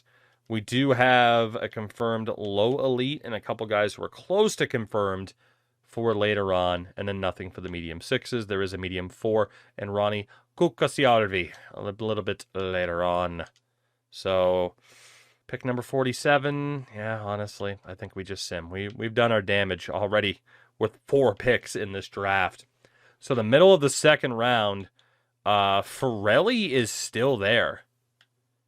Yeah, we'll take the American left wing. Kip Ferrelli, 3 years out, but a confirmed low elite. Low elite has been pretty good this year so far. And then a few picks after that, we can go on board here, basically. Liam Campbell, Medvanov, Kaminsky, Brock Cripps is still there. Campbell, we don't have any info about. Do we know of anybody? Holy, Pettersson looks insane. Okay, yeah, Pettersson looks insane. Right, so we're taking the Swedish left wing, Kim Pettersson from Leksands, who is a 74, medium 6, very, very nice. And now we have even more second round picks to go, in which case we might trade down Is there anybody that's like 2 years out? Because if so, there is a goalie, Wilmer Salen-Forsberg. The old Forsberg, 3 years out. Confirmed medium starter, though. Was hoping there was a chance of medium elite. Unconfirmed 2 years out, Gavin Woolley. There's really nobody left that is like this dead set, oh my god, what a steal of a pick. So I think we could get away with trading out of the second round if the picks make sense. We still have 3 of them left. 2/3 from the Ducks. Isn't too bad. What if we were to pair these together? Any takers? No. What about 2 of them together? A future second from the Ducks and Frank Vatrano. I mean, it's a decent roster player. Swedish Sebastian Aho could come back. Miles Wood. Get my boy Nick Hague, Channel legend. Ryan O'Reilly and Morgan Frost. A lot of deals from Nashville. They're desperate. Could get Kevin Stenlund in a deal. Berglund, Ryan Winterton. I don't hate the idea of getting Frankie Vatrano here. We get a future second. We get a roster player in Vatrano who could honestly be flipped. He's apparently down to a depth forward, though. That scares me. He's in a bit of a decline. Yeah, never mind. Never mind for that one. I'm going to have to call a timeout here, too, just to make sure we don't accidentally make the pick. Again, we do have the back-to-back picks here. Yeah, we're not trading Trouber off. No, thank you. So if we pair these next 2 picks together, I mean, Aho is there. Miles Wood just to take up cap. There's Plant from Detroit. Berglund from Philly. We might take that deal. Yeah, let's take a look at Plant here. I mean, again, a mid to late second for a future second, and a prospect who is real, but he's not like super high end. That's a done deal with Detroit. Welcome in Max Plant. Fine by me. And let's see, who'd they end up with? Kaminsky and Medvinov? Yeah, we made out like bandits. There was Rutu, who is apparently decent, but I don't think we need that guy either. And if we were to trade this second round pick, third and a fourth, anybody willing to give me a future second? Probably not. 2/3. Jake Bean, Andrew Peak. I mean, it looks like 2/3 is about the best that we're going to do, which is still a decent little return. And yeah, you know, I think we're good with that. So we say hello to that deal with Nashville. It still leaves us with plenty of third round picks. Not sure how many people are even going to be worth choosing at this point. So let's go for Hannu Pettinen, another Finn, left wing center, low 6. That's disappointing. And then an 82nd pick. Probably not getting anything too crazy. We're going to wait for Whitney. So if I end up with anything cool, I'll let you know. But otherwise, I'll update you guys again in a second. It's a new day and season 3 is here. These are your Pittsburgh Penguins, for better or for worse. Obviously, the teardown is in full effect, but we do have some pieces on this team in the form of Sergei Chubarov, Rucker McGroarty, and Mikhail Ilyin, who might have a decent enough season. Added some veteran players like Warren Fogle, Jordan Greenway, Brandon Duhaime to really round out the lineup. Will Horkoff has made the team, which is nice. He's supposed to be a 4th liner. He's going to be on the 2nd line. So is Tristan Brose at this point. Granted, he's 25. But, you know, a couple of names that have been around, you know, actual Penguins prospects like Koivunen, guy like Kidney that we picked up in a trade. And then, again, some of those veteran players to fill things out. Defensively, Ryan Graves is with Max Reefers. Owen Pickering, of course, is still here. Lucas Cormier has also made this roster after being signed. And then in goal, Tristan Jarry and veteran Scott Wedgwood. It is the last year of the Jarry contract, and then we'll figure out what the goaltending situation is going to be. But the AHL is looking very, very strong in terms of some upcoming offensive talent. Even if you got guys like Kristal and Zonin that are a little bit further behind than what we'd want, they are still looking good. Defensively, I mean, Barons, Brunicky will probably still make it. Emil Pieniemi Piniemi. Petal, of course, is there too. And then in goal, Gabriel Deg has made it. Gord Benson is also there. So, again, the vision is clear. It is a youth movement here. I would still expect us to be one of the worst teams in the league this year. And, of course, look at the abundance of second and third round picks. I mean, man, we own half the third round, right? So, all in all, I think we are looking pretty good. Now it's just a matter of hoping that we can get some lottery luck. That would be... God, some lottery luck would be great. Maddox Schultz is in this draft. Of course, you'll have other people there as well, but Zach Carbonneau is also there. Liam Pugh. So I'm feeling okay. I think as long as we end up with a top 10 pick, which I can't imagine we wouldn't. Holy, there is no way you're that good. He might be. So this has been a season and now a deadline of complete unpredictability. And that is the only way to put it. As you see some of the reactions to some of the deals going on up top. Basically, I was going through the trade deadline, forgot to unmute my mic. So, I mean, I'll just give you the summary of what happened. At 28, 26, and 8, we were much better than expected up to this point in the season, as insane as that is. And the deadline, for me, it was like, oh, yeah, no, cool. Like, we'll just sell and make ourselves worse, and that is what it is, and everything. Oh, my God, there were so many trades on deadline day, not just including us. But essentially that idea of like, okay, we'll just sell, make ourselves worse, make room for some younger guys. We did some of that, but we also made some other moves. The first move of the day was Tristan Jarry to the New York Rangers for a third and a prospect. Nothing too crazy. Utah and Anaheim swapped Mason McTavish and Logan Cooley, which is also insane. Joe Aginla is now going to be a Flyer. We'll get to our next deal up here. We moved Brandon Duhaime, random fourth liner that we had this year, to Pittsburgh for a third round pick. Great deal. We go up further. We moved Warren Fogle to Detroit for a second and John Gibson to replace Tristan Jarry and also to have a bit of a cap whale. And we can just try to flip Gibson whenever. But, you know, hey, we got ourselves a goalie for the rest of the year. Easy enough to understand. Zemgus Girgensons to Pittsburgh for a fourth round pick. All pretty standard stuff that you would probably expect me to do at this deadline. And then we got medium top six forward prospect Adam Benak from Minnesota for 2 third rounders. Okay. They weren't willing to, they didn't really want that much to move him. Cool. Then from Montreal, 2/3 and Vilio Devinen for another medium top six prospect and Roman Kahesnikov. And then 2 more third round picks for another medium top six prospect from Pittsburgh and Alexander Zhuravsky. And this was around the time where it's like, man, okay, like we are 3.5 seasons in. I have given the AI time to develop their prospects and to hopefully realize, oh, I should hold on to those players. Clearly Montreal thought otherwise, as they gave up 2 more third round picks for another medium top six forward prospect in Malik Krog. We were not done. There was a trade offer available from the Sharks. Now, Lucas Cormier, decent player for us this year. Jackson Jacobson, medium elite prospect, 74 overall, like 19 years old, like very, very promising.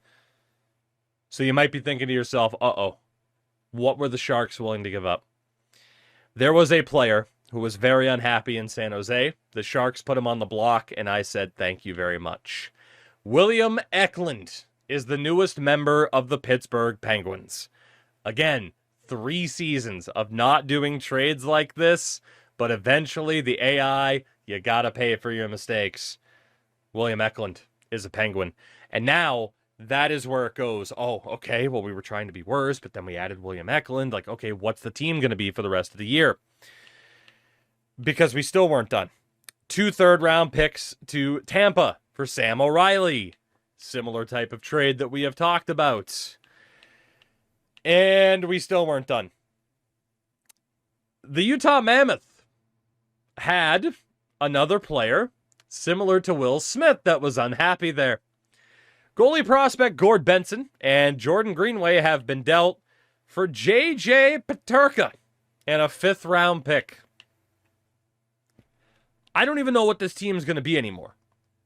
Fully went into that deadline of let's make this team worse, and all of a sudden, you get players of that caliber available. It's kind of insane, really. Now, we still have some call-ups to make, although, you know what? I mean, since O'Rourke and Barons got called up, I might as well just use them. I was going to call up Pieniemi. Easy for me to say, despite all the Finnish pronunciation practice I have had over the years. But with those call-ups, honestly, I'm fine with that being the defense. Kahesnikov definitely needs to be sent down. Ben Kindell could get the chance, but I wonder if he could win Rookie of the Year next year. You got Perron at 23. I mean, he could definitely take that spot. Suzdalev got the call-up and can't be sent down. Stenberg could be. Koivunen is basically here. Yarventi, also there. Then there was also Andrew Cristal, who's also 23. And Horkoff, of course, we actually want on the roster. It did call up Bjork as well, who is definitely ready to go. We are going to hold off on the likes of Vigo Bjork and Ivar Stenberg until next year. Those guys are very much in the rookie conversation. I wish it wouldn't do the auto call-ups at all. Just let me do it instead of you calling up players that I might not want to see get called up. So the only guy that really has to be sent down is Kahesnikov. Like I said, some of these guys that have a Rookie of the Year shout, not as interested. Logan Morrison's a random 25-year-old for us at this point. We'll have him be the call-up. And let's take a look at what these lines are for the rest of the year. And obviously, like, William Eklund and JJ Peterka are here now, which is insanity. Really? I don't know how else to label it, honestly. I don't know who else is going to play that right wing side. Might have someone slightly out of position in the form of Morrison. It's fine. Damn. I know I don't want Tristan Brose at center. He is not a good center. So if I can help it and move him. And he's also 25. So let's do that swap there with Kidney. So the question is, I think we do probably keep Rutger. I mean, he's a third liner, but I mean, Chubarov just kind of is where he is. Let's go with Eklund, McGroarty, Ilyin, and then Chubarov to work with Peterka. And then defensively, just kind of is what it is. Look at Max Reefers, by the way. Really good production. Don't know if he's in that Calder race. You'll find out shortly as we skip ahead to the end of the season. We'll see how the boys do. But yeah, a lot of changes at this deadline. All right, our season is in the books. 35, 37, and 10. 6th in the Metro. We actually finished a point above New Jersey, and we're 10 points clear of the Columbus Blue Jackets. So, we'll see. We'll see if the decision to go after those trades, especially the likes of Eklund, if that's going to cost us in terms of the lottery. But, of course, we don't win lotteries, so it is what it is. But you got to look. Ilyin, 63 points. McGroarty, 59. Chubarov, 57. And then Eklund, 11 points in 20 games. Not an insane pace, honestly. Shot just 3.8%. But, early days in his new environment. JJ Peterka with the very impressive non-draft to glory minus 50. You don't see that too often. Had 12 points in 20 games. So we'll see. I mean, honestly, it doesn't look like they would have affected things all that much in terms of making us much better. 45 points for Reefers. Can't imagine that will be good enough to win the Calder. Owen Pickering, though, 31 points plus 5. Only positive defenseman in that way. And then John Gibson did finish the season with a 921, including, a 906 here. So, not amazing, but not horrible, to say the least. Around the league, Leon Draisaitl, Connor McDavid just go off. Of course, Ovi is still here at 42 years old, scoring 68 goals. I mean, I don't know what to make of this Sim engine anymore, or player regression or anything like that. He hasn't gotten worse. He's gotten better. So, I mean, hey, who's to say? Who's to say that might not actually be the case with Ovi? But we had 4 guys hit 60 goals this year. Guys like Kent Johnson, Connor Bedard breaking 50. Defensively, 89 points. Man, you had 4 defensemen finish over point per game this season, which is wild. Winningest goaltender Sam Montembeault in Vegas. Jeremy Swayman led in terms of shutouts and save percentage for starters. It's Vasi and Shesterkin. Jacob Fowler as well, way up there now for Montreal. And in terms of the rookies, it looks like it is going to be a Penguin. I was hoping it'd be Reefers, but it looks like it's his teammate, Mikhail Ilyin, unless they give it to old Michael Hage. I believe it's Hage, right? I hope so. He is a plus 20. Is that enough to offset a 19-point difference? We are going to find out, but we had 4 of the top 5 in terms of rookie scorers this year. So we'll see who wins the Stanley Cup this year, go to the awards, go to the draft, of course, all that fun stuff. But yeah, I think the big question now, right, is what happens next for us, as we'll see too if Wilkes-Barre makes the playoffs. They should. They're stacked. But what happens for us now that, okay, we didn't even have to give up that much to get the likes of Peterka and Eklund. Do we take too big of a leap forward too soon when the rest of the team isn't rounded out? But in terms of a points pace or something like that, they really didn't make us that much better. They would have been a little bit better than probably some of the rookies that I could have put into the lineup, but for the most part, it wasn't a drastic difference. And again, the lottery luck, I speak to it all the time. I will continue to speak to it all the time because these freaking sports games hate me. As Glenn Gullickson's been fired in Dallas, and Mikhail Ilyin is, in fact, your Calder winner. +3 poise, +2 speed, and that potential should be going up. Hopefully will not be our last Calder winner, as the Colorado Avalanche have won the Stanley Cup very early on, and they pull off the organizational double, easy for me to say, with the Colorado Eagles taking home the Calder Cup. So things are still looking great if you are a fan of the Avalanche, who beat the Florida Panthers in a sweep. So a little bit of revenge there in the Battle of Florida in the Eastern Conference Final as well. Of course, we already know some of the key players for the Avalanche. I mean, Natchez, Makar, Landeskog, Malkin at 41. Not Crosby, Avs fans. I'm so sorry. But Evgeny Malkin wins one more Stanley Cup in Colorado, while we have Sean Barons. Again, I know what that trade was. I know what that trade was. Did you see that trade deadline? That's what happens when we take the gloves off too early. Season 3 is still probably too early. If it was up to me, I wouldn't do any type of trades like that until season 10. But with that, we will have the 12th overall pick this year. Not great. It was Boston with the lottery luck this year.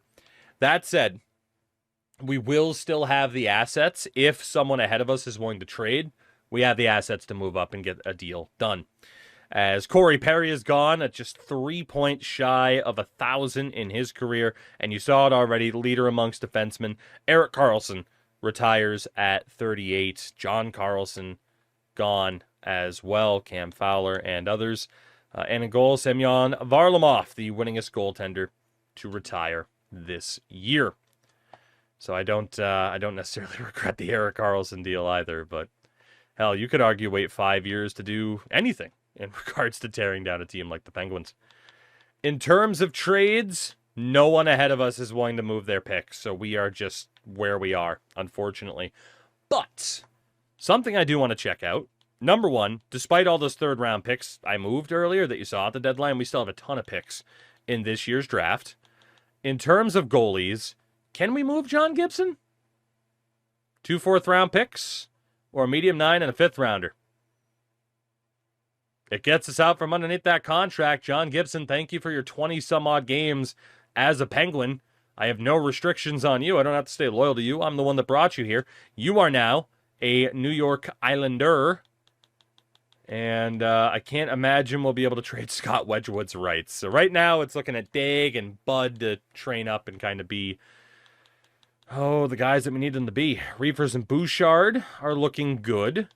Graves is entering the last year of his deal.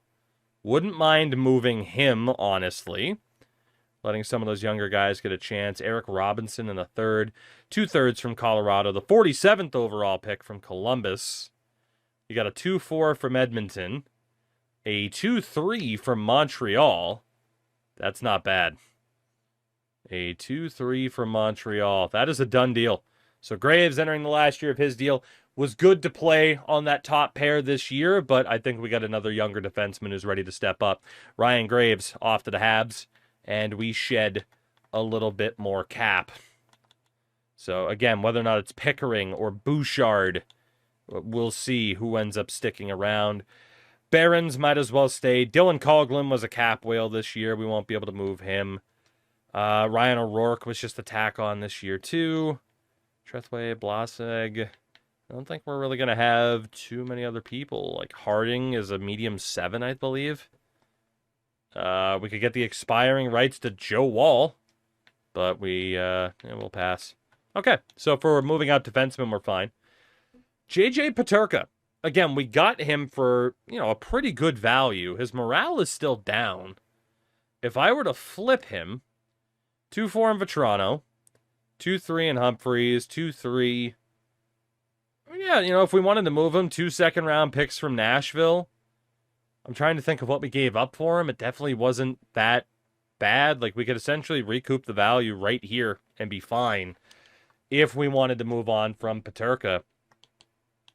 So I'm going to keep that in mind because he does have time left, but I'm not really worried about the cap. Like, we're fine, We have time.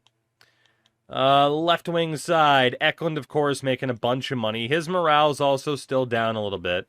Could flip him for Mackenzie Weegar. We'll be holding on to him. Maddox Schultz, newest member of the Anaheim Ducks, who are just a tire fire in this game. Although you could argue maybe a tire fire in general.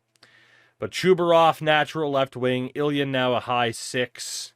Of course, Stenberg is there. Suzdalev is close to cracking this lineup.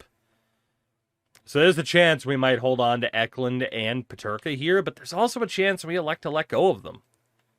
Time will tell. Like Riley Kidney improved as well. I think a good amount of this is going to depend on the offseason development of some of these guys. So with that, we'll keep everybody else that we have. And we will go to the 12th overall pick. Just a quick scroll through. Turns out Fugelberg wasn't, the old Fugelberg wasn't as good as advertised. But yeah, getting a top 8 pick would have been beneficial. But no lottery luck. There is still a medium elite here. An Abraham Schremp. Hold on. We are going to elite prospects on that one because, I believe you could be real. You're not, but I believed it. I don't know. Maybe Rob Schremp would name his kid something weird. But aside from that, there is Jack Hare, who's apparently 3 years out. NHL-ready left defenseman Matt Zoduya. Holy hell. And then Schremp, hello, is also NHL-ready. Right. Leon Roos is not. Riker Kessler is apparently a year out. But is there anybody else who's NHL ready right now? We will worry about trying to make another deal for someone who's a year out shortly. Okay, so it's one of these two. Probably need a top center more than we need another lefty, but man, I wouldn't be opposed to getting another left defenseman. Are these two the next two guys projected to go as well? They're 2 out of 3. If we were to trade this pick, just to look, yeah, obviously that's not worth it. If we get another left defenseman, I'm going to call a timeout here. If we get another left defenseman, it shores things up a little bit, gives us somebody else to look at. Having he and Bouchard on the left isn't bad, although it makes you wonder what's up with Pickering, but Pickering can play the right side. Villeneuve's also a lefty. If we look at our centers right now, McGroarty, Bjork, Bros, Horkoff, Kidney, Banak. Eklund can play center. We're taking that defenseman. We are definitely taking that defenseman. Mats Oduya. 80 overall medium elite. Okay, we'll celebrate later.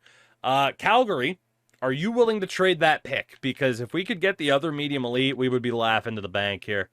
It would just be an embarrassment of riches. Ilya in a third and a fourth. Eklund in a fourth.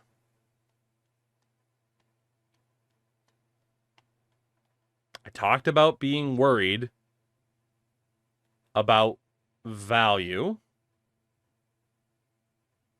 This would essentially allow us to say, okay, we traded Eklund and there was the Jacobson deal involved, and then this would get us a replacement Jacobson.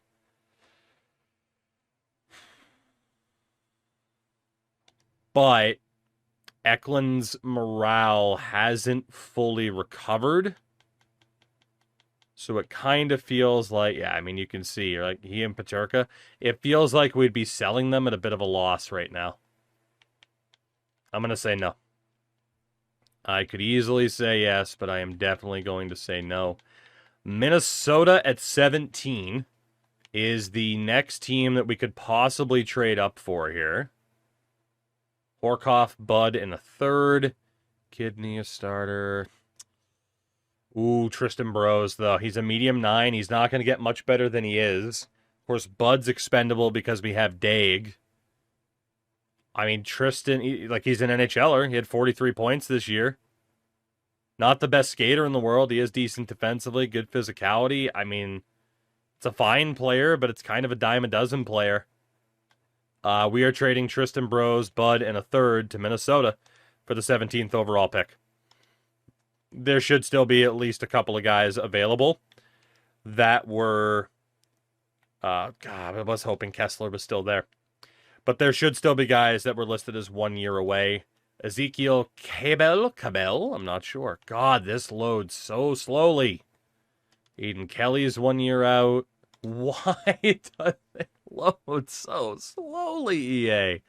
Reed Nickel. That's crazy how slow it is. Kutsevich. I'm just trying to see who's a year out. The answer is most of them. Lasoro, we didn't know for sure. Spellquist, okay, it's basically everybody that's apparently a year out. Good to know. Wow, I can't believe how slow this is. I think it was Lasoro that had an ability. He had Send It as a winger. Was that confirmed? That is confirmed. Hollowaychuk. Unconfirmed Warrior. So right now, it's the right wing, left wing, William Lasoro. Anybody else with an ability? Not looking like it. There's Jason Pominville's kid. Let's go for the American William Lasoro just because he has the ability. And again, Tristan Burrows for a guy like that who could be anything, but probably at least likely as good as Tristan Burrows. I think we're okay. You do have some teams coming up around 24th or so. And I cannot believe how slow that is.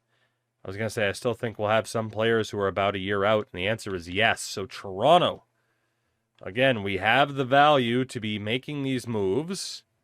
Maple Leafs want Pickering and Barons, Brunicky, Legacy, and Barons. Not really worth it from Toronto. So that might be us out of the draft then, or at least out of trading up. Let's see who else we can find, see if there's any other steals here. So anybody looking to be selected here that might be available to the NHL level within 2 years. Cam Beats and Irons, but they're both medium 9s. Just means they're high 60s, maybe even low 70s. Boyer's also a medium 9. That's disappointing. All right. Doesn't look like we have anybody coming up that's too crazy. There is Jeff Osborne, but he's nearly a confirmed low 9. Screw you.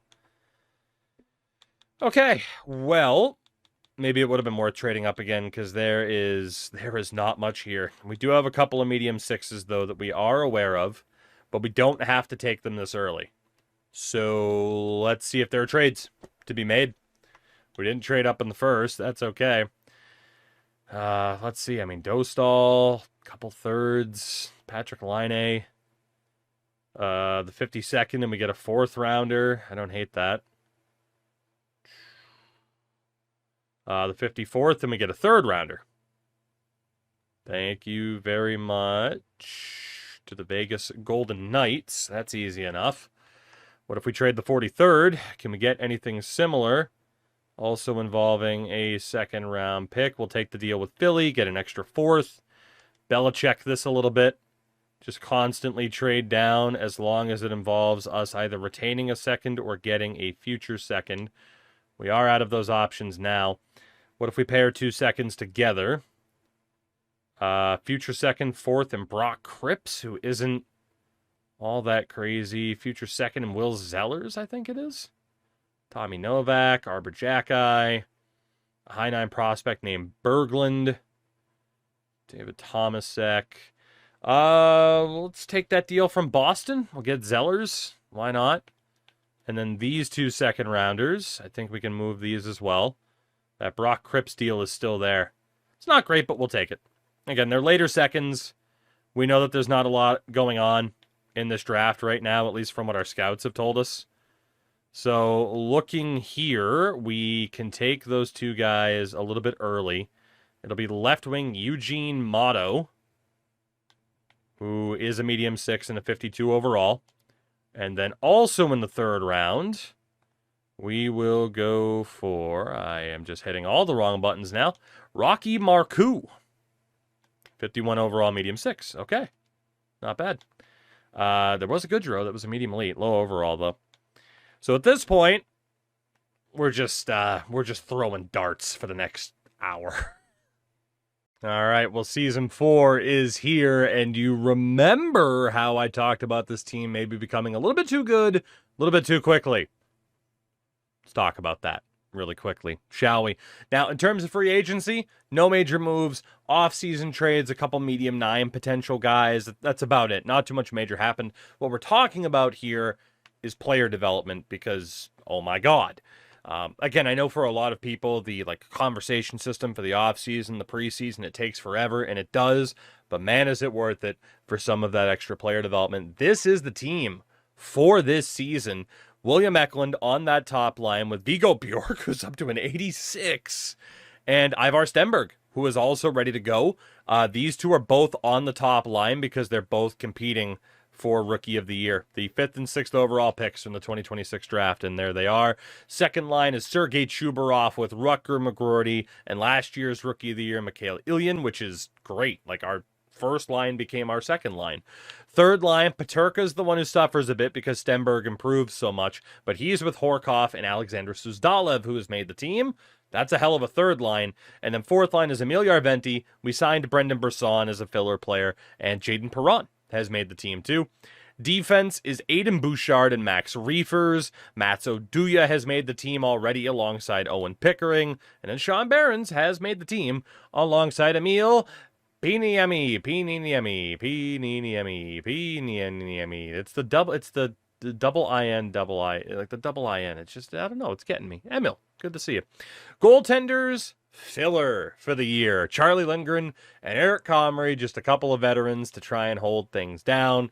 A couple of healthy scratches that I thought we might need that we didn't actually need. And then down in the AHL, I mean, you can see the overalls. We have 3 dudes with abilities. I mean, the AHL team, especially from a forward perspective, is still pretty stacked, although the AHL does add Xavier Villeneuve to their ranks as well. Goaltender, Gabriel Daig, and some dude. We were trying to balance out all the rosters. So or all the contracts, I should say. If I had to guess, we might make the playoffs this year. All right, so remember when I said we might be half decent?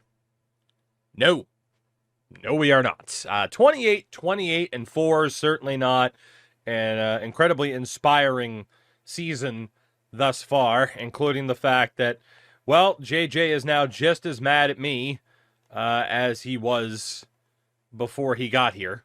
So we kind of blundered that for the sake of trying to develop certain people. But if we get a look at the numbers, I mean, Eklund, 56 points in 60 games. Can't be upset about that.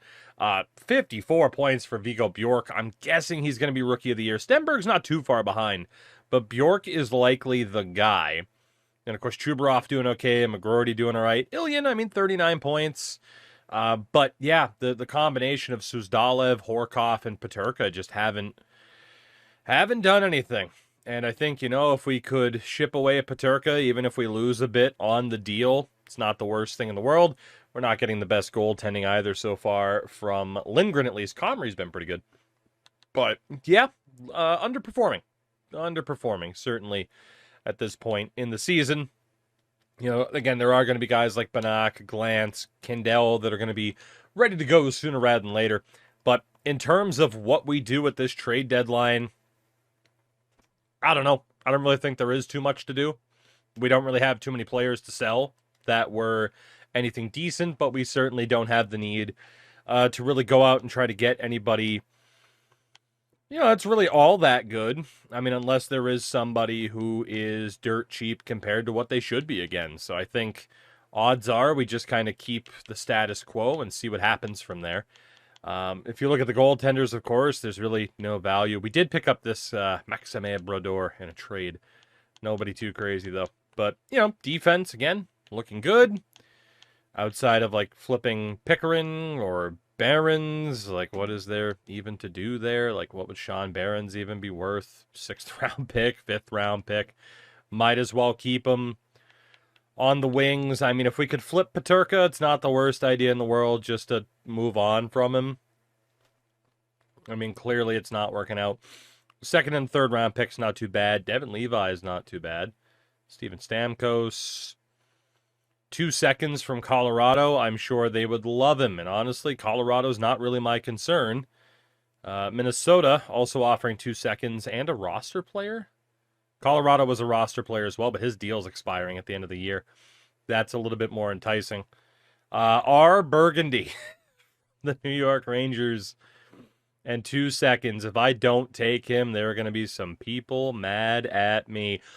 However, the Winnipeg Jets are offering a future first-round pick. That is a done deal. Peterka, have fun. We have been able to kind of salvage things a little bit with him. Honestly, again, it was just certain players developing faster than expected. Particularly, Stenberg just showing up and being like, hey, I'm good now. And it's like, oh, okay. Cool. Well, we'll make that deal. Eklund as well, of course, still looking good. Maybe not quite as good. But yeah, I don't think there's too much to do here. I think we just kind of leave this team intact, see where they end up. We are going to have changes on the horizon before our 5th season in terms of who stays and who goes, because we're going to have too many players for too few spots.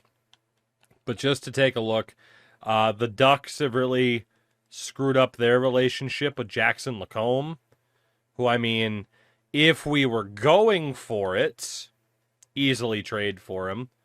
But right now, I mean, he was making 6.5. I have no idea what his overall is, so I'm guessing he's going to want over 7.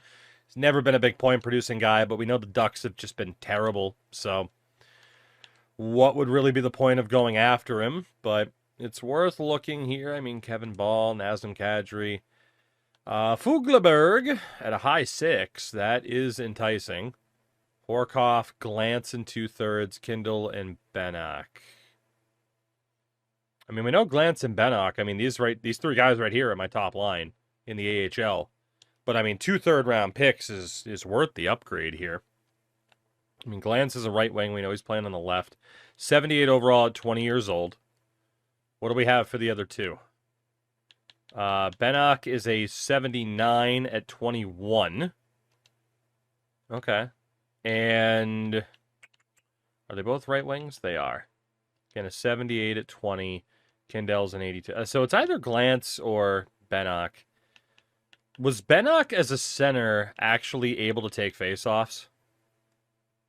Kind of, sort of. Honestly, we'll do this deal. It's going to be Glantz in 2/3, and we are... Oh, my God, he's got a hat trick of abilities. Whew. Pavel Fugleberg. 10th overall pick in 2028. He's a sniper, even though he should probably be a playmaker. But, I mean, that's a no-brainer. Certainly wasn't expecting to see a deal like that available. But, like I said, no-brainer. And that is, of course, just now another player in the mix where it's like, okay, how are we going to make this work? Carolina, man, look at how many good prospects they're trying to ship out. This is nuts. Can I get all 5 of them? I want all 5 of them. Oh, my God, there's actually an offer. Oh, Jesus, no shot. No, that is crazy. What if we go after 4 of them? Actually, in fairness, what about just the guys who are the highest rated but also still under the age of 20? Neuenschwander, Biertus, and Kelly. Horkoff, Pickering, Perron, and a third. It's not bad, but I'm going to have to say no. What if we were to do one deal at a time? Neuenschwander for Suzdalev, a third and a fourth. We get younger. I mean, Suzdalev's, what, 23, 24 at this point? Barons, Zellers. I mean, Zellers, a third and a fourth is worth it. That's just outright worth it. I mean, well, high 9, medium 6. Worth it. Neuenschwander, welcome in. Biertus. What do we have for you? I mean, Perron's on our 4th line, but he and 2 forwards for another defenseman. That's a done deal, too, because I don't think Perron's really going to make it full-time. At least with the competition he has on the higher lines. 2 fourths and Pinaniemi. Yeah, that's a done deal as well, just so I don't have to keep struggling saying that name.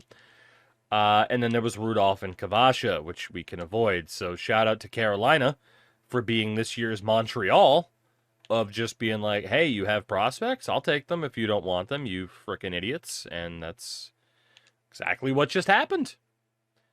There's that medium elite Goodrow, but unfortunately he's not that good. What about Matejchuk on the Oilers? Not really worth it for what they'd be looking to get. Fitzhenry. Also not really worth it. What about if we pair him with Bureau? Also not really worth it. What if we just go after Bureau?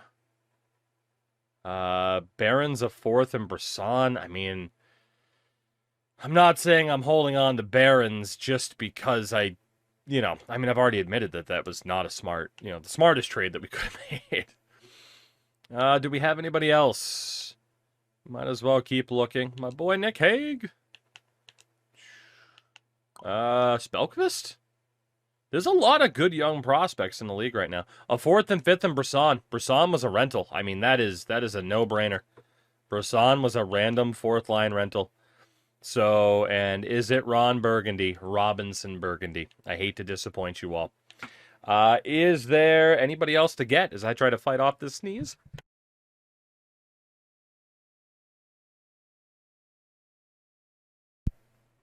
I'm fine. Anyway, anybody else? Anybody else? Vorobiev. I think we're okay. Right? Nobody else? I mean, Lord knows I don't need to do any trades like I did last year based off of what we just did in that JJ trade. I think we're good. I mean, again, like Jackson Lacombe, but it's like we have good young defensemen, especially left-handed defensemen. I will say, while I mean, goalies, again, are just so inconsistent. Ooh, Kopekka Luukkonen, he's now a backup, so no thank you. I mean, it's tough to say if it's worth going after a goalie. Holy, Ivanov? Sergei Ivanov for Columbus. I mean, he's real, so. Is there anybody else? Guimond, Edmondstone, Boucher, Jonathan. No way, Jonathan Quick is still playing at 43, and he's dominating the AHL. That is insane. There is Bud, Riley Bud, who we previously traded away to Minnesota, but we got nothing that they'd want. Jorgen Almqvist? He's a bit of a long shot, but what's the price? Yeah, no thanks. No thanks. Like I said, I feel like we'll be able to find a goalie pretty much no problem. Dying here. Oh my god. I feel like we'll be able to go to goalie pretty much no problem. Carson Barneson, who we've used plenty of times in the past. Philly doesn't want to give him up, which I don't blame them. Yeah, we'll just find somebody event. Dollywall. Uriel Dollywall. Yeah. They be expensive. So all in all, decent deadline for us. I mean, again, just move on from a couple of players that we can move on from. Like, you look at the overall look at the medium elites we've accrued. Like, just the amount of players of a high quality is absolutely insane, really. And there might even be some other people here that we could, in theory, pair together to try and get something. But yeah, for the most part, I'm feeling damn good about this team, even if Season 4 is not going to be our season. Ladies and gentlemen, we've made the playoffs. The Pittsburgh Penguins are your 8th seed in 2029 with a 43-33 and 6 record. We will be taking on the 108-point New York Islanders. We've made the playoffs, which honestly is okay, given the fact that we've gone ahead and, of course, made so many of those nonsensical for the AI to make deals. Our cupboards are pretty well stocked right now, and we're going to be okay, all things considered. These were the forward lines that we were rolling with in the back half of the year. William Eklund, 29 goals, 44 assists. I mean, a wonderful 69 points from Bigo Bjork as a rookie. That's got to be a Calder win right there. And then Stenberg, 17 goals, 36 assists. Another great season. Chubarov, or not another, but another player with a great season. Of course, it was his rookie year. Sergei Chubarov, 24 and 38. Phenomenal. Rucker McGroarty scored 30 goals, which is great. Ilyin with 44 assists. He earned tape to tape, which is great. Suzdalev, 24 points. It's okay. It's okay. William Horkoff on 29, and then Yarventi. Emil Yarventi, ladies and gentlemen. And then Andrew Cristall, 5 points in those 21 games. Same for Max Plant with 4 goals. And the veteran, the 40-year-old Evgeny Dadonov. Mr. Dadonov, looking pretty good. Defensively, Aiden Bouchard, probably not winning a Calder with numbers like that. Reefer's not bad, but didn't hit the 40 assists that he needed. Mats Oduya, 23 points. Won't win the Calder or anything, but still a decent season. Pickering down to 18 points. Barons on 17 at a -2. And then Jack Mattia, 3 points in his 21 games. And, of course, in goal, Lindgren up to a 904. Eric Comrie was stellar. He should probably be the starter in the playoffs. And, of course, the AHL, just a look at what they look like post-deadline. I mean, like I said, we have plenty of names and faces in the mix for subsequent seasons. So I'm feeling pretty good about that. And the question will be, what's going to happen here come playoff time? Because I don't really think there's much of a need. I mean, well, granted, it is playoffs. I guess we could call up like Ben Kindell if we wanted to, instead of Evgeny Dadonov being in there. But yeah, the 51-win New York Islanders stand in our way as we make the playoffs for the first time here in season number 4. And yeah, like Trethway could get called up because at least like we care about him a little bit more longer term as opposed to Jack. But I mean, you know, Jack, he's huge, 6'6", like he's a big dude. Trethway probably would fit in decently well though. I don't know. You know what? No, let's give the kids a chance. With respect to Jack, you only played 21 games. We'll have you in the AHL playoffs. You'll be fine. And then forwards, it's got to be Ben Kindell that gets the call up here over Evgeny Dadonov. And then left wing side, Cristall is still fine. Plant, honestly, still fine.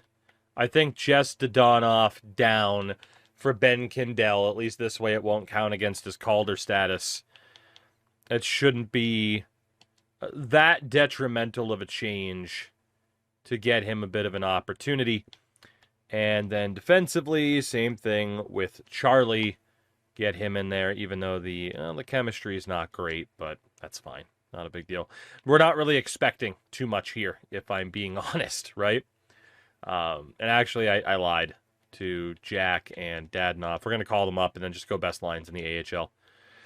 For what I would presume is a pending playoff series for them. I mean, God, if that team with the players they've had haven't made the playoffs, then I don't know who the hell would. But the New York Islanders in the first round, top team in the East, they look like this with Kyle Palmieri, Matt Barzal, and Adrian Kempe, Simon Holmstrom, Bo Horvat, and Chris Kreider back in New York. Cole Yzerman, Filipino back in New York, and Pierre Engvall, Juuso Parssinen, Adam Lowry, and Emil Heineman. Defensively, Jesus Christ, it's Adam Pelech and Ryan Pulock, Mackenzie Weegar and Alex Romanoff. Matt Schaefer's on the third pair with 41-year-old Christopher Letang. That defense is nuts. Goaltenders, Sorokin, John Gibson, Klapka, Zach LaRue, and Swedish Sebastian Aho as the scratches. No denying they have the better team right now, but any given series, you never know. Things could go our way. So first period of game one, we're down 2-0. Yzerman and Kreider make that 4-1 at the end of the second. Eklund has a goal. And, not a great game one. 5-1, the final score in favor of the Islanders. Remember when we could have acquired Cole Yzerman earlier, and I said, no, I don't want to.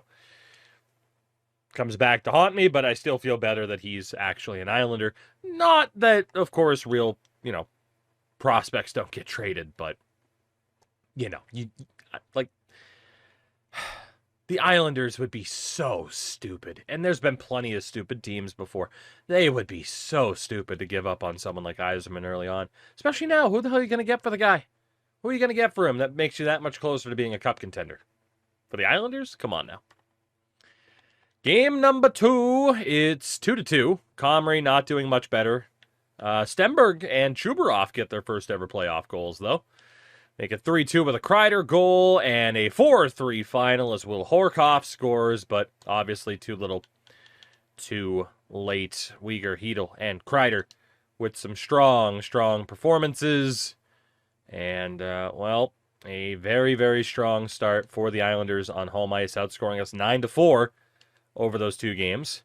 As expected, by the way, the Wilkes-Barre Scranton Penguins haven't made the playoffs. How? With a roster like that, you didn't make the playoffs. Oh, boy. They got that choking DNA in them already. This is great. First period of Game 3, we're down 2-0. Still down 2-0, and the New York Islanders have a 3-0 series lead on your Pittsburgh Penguins.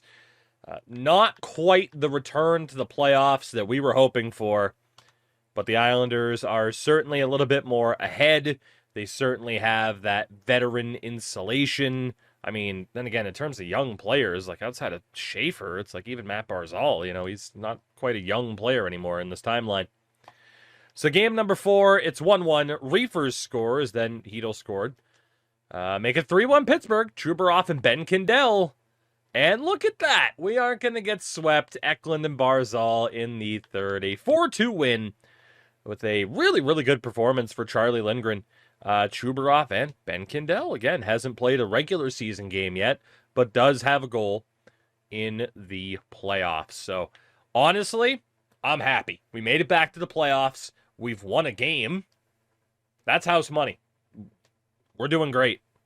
At least in my humble opinion. Didn't mean to load into that. Of course, sometimes the menus just go so slow in some spots, but then not in other. It's weird. First period of game number 5, Viggo Bjork gets his first playoff goal, but the Islanders take a 3-1 lead, including a Chris Letang goal, but we have forced overtime. Chubarov and Emil Jarventi score, and the Pittsburgh Penguins win again. Viggo Bjork, second goal of the game, and from 3-0 down, we have forced Game 6 back on home ice. Okay. I'm shocked, but hey, I did say any given series. I wish we showed up a little bit earlier as opposed to being down 3-0, but nice for the team that is essentially all kids to be showing this much heart. It's 1-1 at the end of the second. The Pittsburgh Penguins have forced Game 7. Owen Pickering with 34 seconds left as the hero. Rutger adds an empty netter. And the New York Islanders are on the precipice of an embarrassing result, to say the least. We have to be the youngest team in the league. If we're not, it's because of the goaltending. And we have forced a Game 7 against the top team in the Eastern Conference. But the Islanders do have a 1-0 lead at the end of one. Still 1-0, and here we go. Third period. Can we find a way? Power play for New York, an extended power play at that. Oh my God, did somebody die? Halfway through the third now. It's not looking too good until Andrew Cristall of all people, Andrew Crosby. And would you believe it? Game 7, overtime. I mean, come on. We got to hop in and watch this, right? We just got to do it. Why not? Let's celebrate the fact that we've made the playoffs. This might be the only time that we make the playoffs, so we'll keep that in mind. But I am very much here for this. And you know we got to do it. We got to switch to that true broadcast camera. I got to pop the old headset on. I got to hear the roar of the crowd for when the Islanders win in this overtime, because I'm sure that they will. But, you know, that is okay. As, well, unfortunately, my audio doesn't want to kick in. You know what? I'll deal with it. I have my workarounds while we get the puck. Don't blow up my fucking hearing. And then the game audio is going to disappear if I do that. Okay, you know what? We're fine because we're going to win it. I don't even need a headset. We're going to be just fine until Adrian Kempe scores, because, of course, he will. Kempe's centering feed. Bjork is there. Stenberg for Eklund. Gets demolished at the blue line. Palmieri for Barzal. Poked away. Pellick's shot. Now Palmieri. Good stop by Lindgren. Paddled to the corner, now behind the net. Bouchard up ahead. Viggo Bjork, the rookie. Bjork, slap shot, save by Sorokin. Battled along the half wall. Puck back into the corner. Bjork looking in front. Save. Second chance. Stenberg doesn't shoot. Scramble for it again. Pollock and Eklund. Eklund for Stenberg. Stenberg backhand tried to sneak it in. And what a shift by that top line. Oh my God. Great effort, generating chances. Of course, it all started with Adam Pellick committing manslaughter, but, you know, it's legal. It's playoff hockey. It's overtime of Game 7. You could Marty McSorley somebody and probably still be just fine. By the way, super nice touch, small touch. Thank God they finally added the series scoreline to the scoreboard. We've been asking for that for about 15 years, if not more. As battle for the puck. Good hit there. Islanders still in control, but on the back foot. Loose puck. Recovered. Ilyin can't get anywhere. As Romanov to Holmstrom. Good movement from New York. Chris Kreider steps in. Across. Great stop by Lindgren on a green time one-timer. Rutger McGroarty. He's not the fastest skater, but he's a big body. He just loses it. Shuberov. Double teamed. Puck down low. McGroarty. Centering feed. Romanov is there. Now Philip Hedl for the Islanders. Hedl for Pierre Engvall. Poked away. Pickering for Chubarov. Up the wall. Ben Kindell breaking in. Kindell. Save by Sorokin. I didn't think he was going to get a shot off. What a hit by Kindell, but a brutal follow-up pass. Philip Hedl has it knocked away. Puck still loose. Reefers to Emil Yarventi. Now Suzdalev. I said we were a young team. He misses the pass. Yarventi's there. Centering feed. Cristall on the backhand. Forces the save. What a great effort. Great effort from this Penguins team, man. Down 3-0. That was a great blocker save by Charlie Lindgren. Cristall, Plant, and Kindell are still out there. Let's see what they can do. We'll hope for the best here. So off the draw, Cristall can't handle it. It's Chris Letang. We knew it would be weird to see him in another uniform. In front. Nice breakup by Plant. Turns it over. Trethway. Barons and now Kindell. It's shut down by Letang. A tired Lowry for Parsonen. Loses it to Plant. Kindell can't break past Schaefer, who turns it over. Kindell! It's deflected wide. Plant for Cristall. Cristall! Good chance on the short side.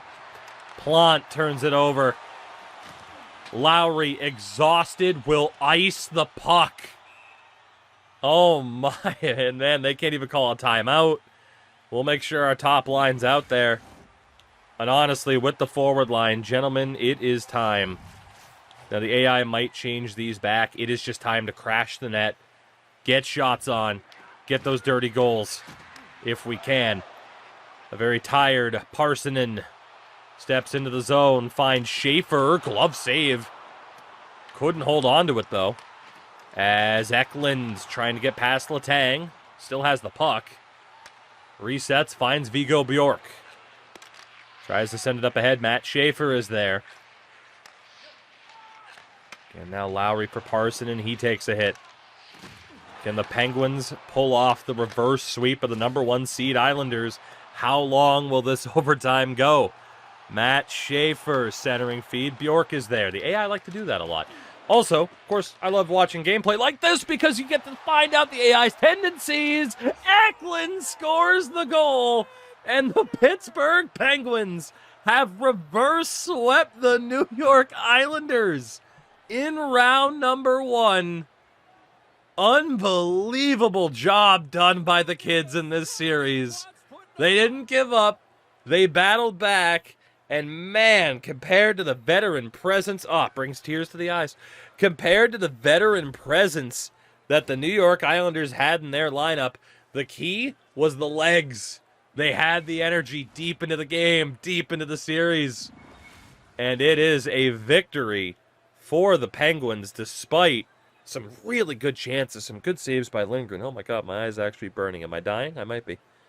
If I am, at least I get to die happy because the Pittsburgh Penguins have reverse swept the New York Islanders. And one more look at it here as just a commotion. Oh my God, it was Chris Letang that gave the puck up to.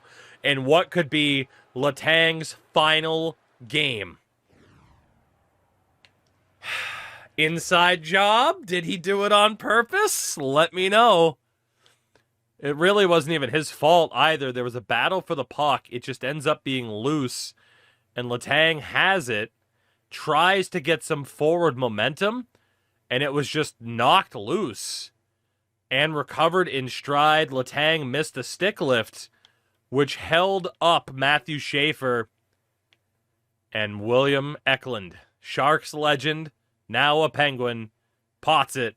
The Pittsburgh Penguins are moving on to round number 2. How do you like that? We are still alive. Looking pretty good.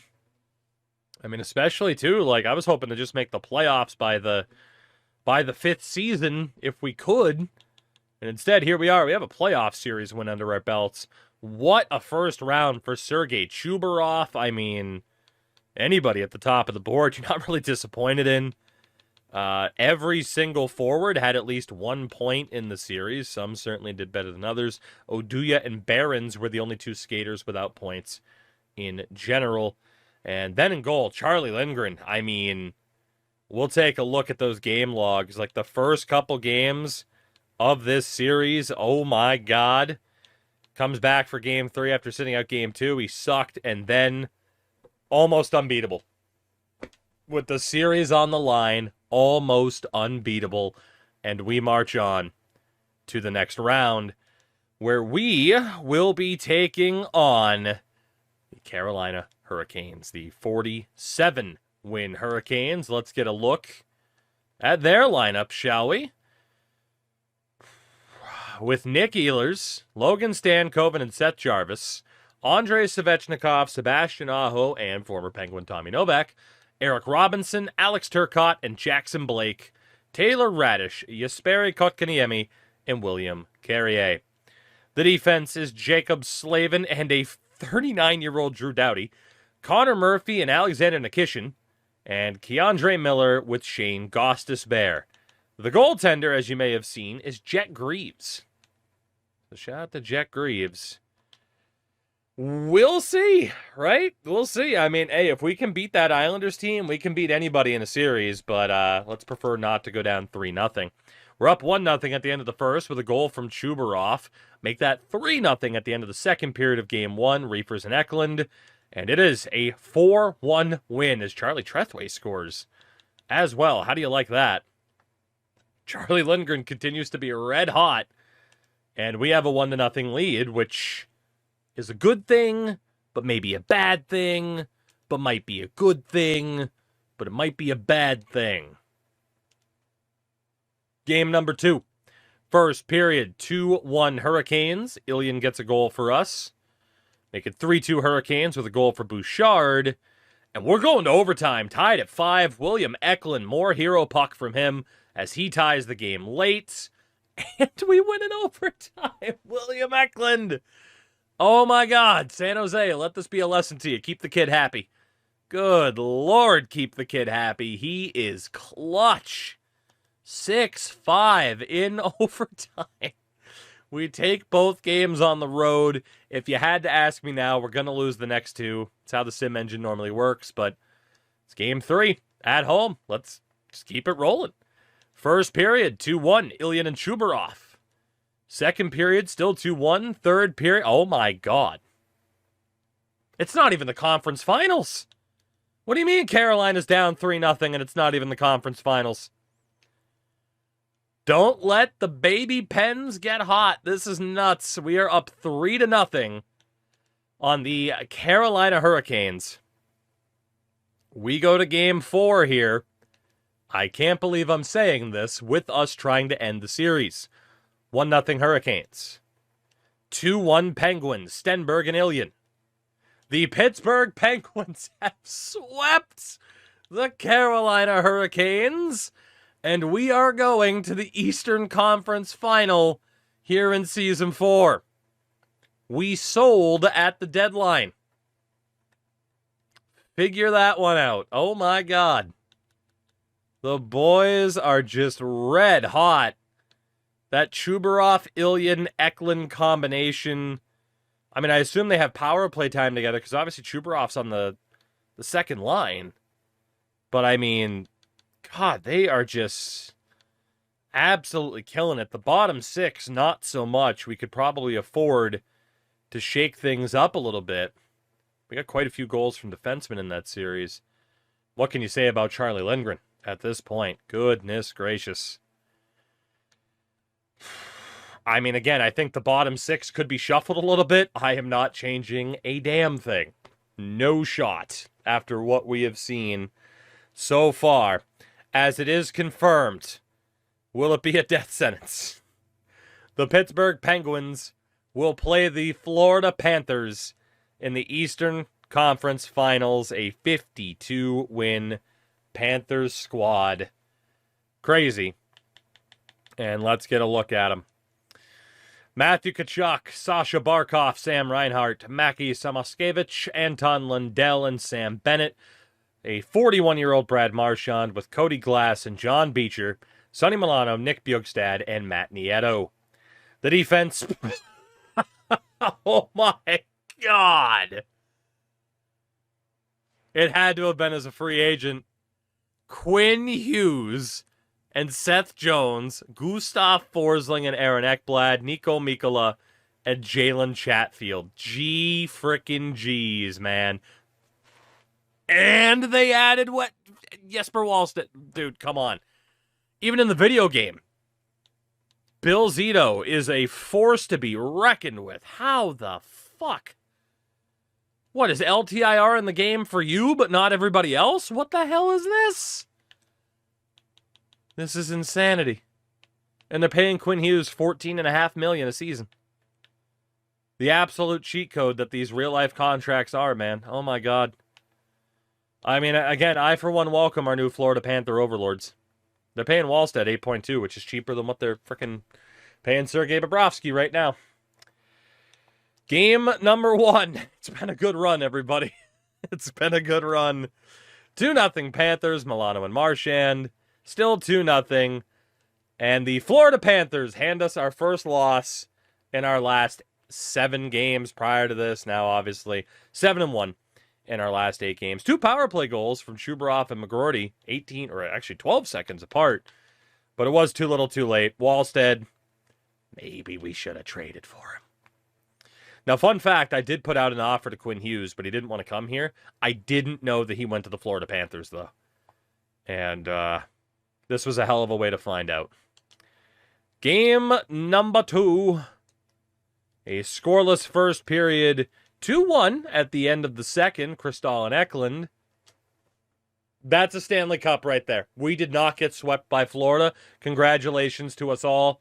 Handshakes all around, everybody. We just won the Stanley Cup because the Florida Panthers did not sweep us. I'm happy. We could miss the playoffs next year. Rebuild successful. Eastern Conference Finals. Didn't get swept by the Florida Panthers. We're better than the Carolina Hurricanes. That's all we needed to be. By the way, Carolina's new road jerseys, disgusting. What's the matter with you? You had good branding. Stop messing with it all the time. Damn it. Game number 3 in Pittsburgh. We're up 2-0. Chubarov and Plant make that 3-0 with Rutger McGroarty. The Pittsburgh Penguins have a 2-1 series lead on the Florida Panthers. 5-1 win in game number 3. Okay. All right. If you say so. Game 4. First period, 2-2. Plant and Pickering for us. Now 3-2 Florida at the end of the second. And they win 6-2. Yeah, the Florida Panthers, they're not done yet. 6-2. The final score. And we are tied at 2 wins apiece. Heading back to Florida for game number 5. Right. Righto. Not going to change anything unless we lose this game. First period, 2-0 Florida. Second period, okay. It's been thank you for letting us be here, Florida.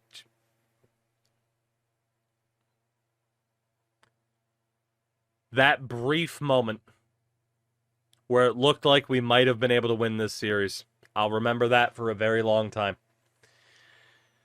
Because immediately after that brief moment was the equivalent of us getting trampled by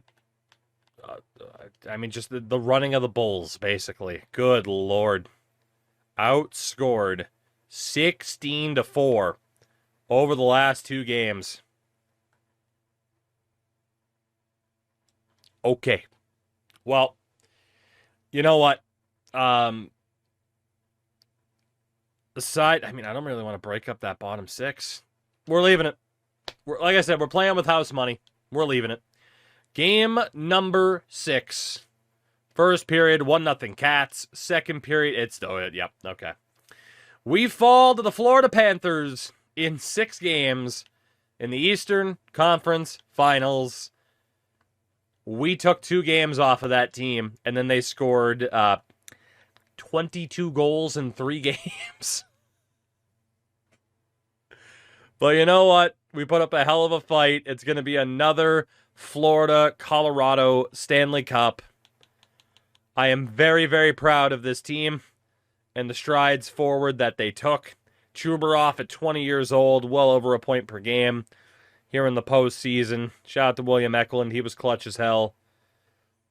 Yeah, all things considered, we did pretty well. And, not a ton changes moving forward, right? It's still the same idea of just kind of finalizing what this core is going to be. We know certain players will probably have to be traded just because they won't develop properly or they'll be unhappy if they're in a lesser role. Like we literally saw that this year with JJ Peterka and how mad he got. So I'm not upset. I think that was, baby, Rookie of the Year, Vigo. I didn't want to look at the stats at the end of the season for that reason. Back-to-back Calder winners. This time it should be high elite potential. Vigo Bjork as the Colorado Avalanche have gone on to win another Stanley Cup. Which is just crazy. They swept that Florida team. Unbelievable. God damn, how the hell do you compete with these 2 teams? McKinnon, Natchez, Makar, Malkin wins another one. So Gino is now a 5-time Stanley Cup winner. Holy shit. Oh my God. And then Ilya Nabokov in goal. I mean, it's Colorado, man. Throw whoever in goal you want. That is insane. Really quickly, though, just in terms of the points around the league at a basic level, it was the Draisaitl show. Strome was fantastic next to Ovi, who scored 72 goals at age 43, in case you wanted to know how ridiculous things were. And the rookie thing would have been reset by the end of it. But your award winners, of course, back-to-back for Colorado. I don't know if I looked at... Did I look at the awards last year? I don't think I did. But back-to-back Art Rosses for Draisaitl, back-to-back Hearts. You had Morgan Rielly and Evan Bouchard as the last two Norris winners. Calders to Ilyin and Bjork, which is great. Conn Smythe, Makar last year, McKinnon this year. Vezinas have been Vasilevsky and Sorokin. Jack Adams, Bruce Cassidy. Let's go, Brucey. Hell yeah. Hell yeah. Matty Beniers and Elias Lindholm the year before him winning the Selke. Ted Lindsay Awards to Draisaitl, Rocket Richards to Alex Ovechkin.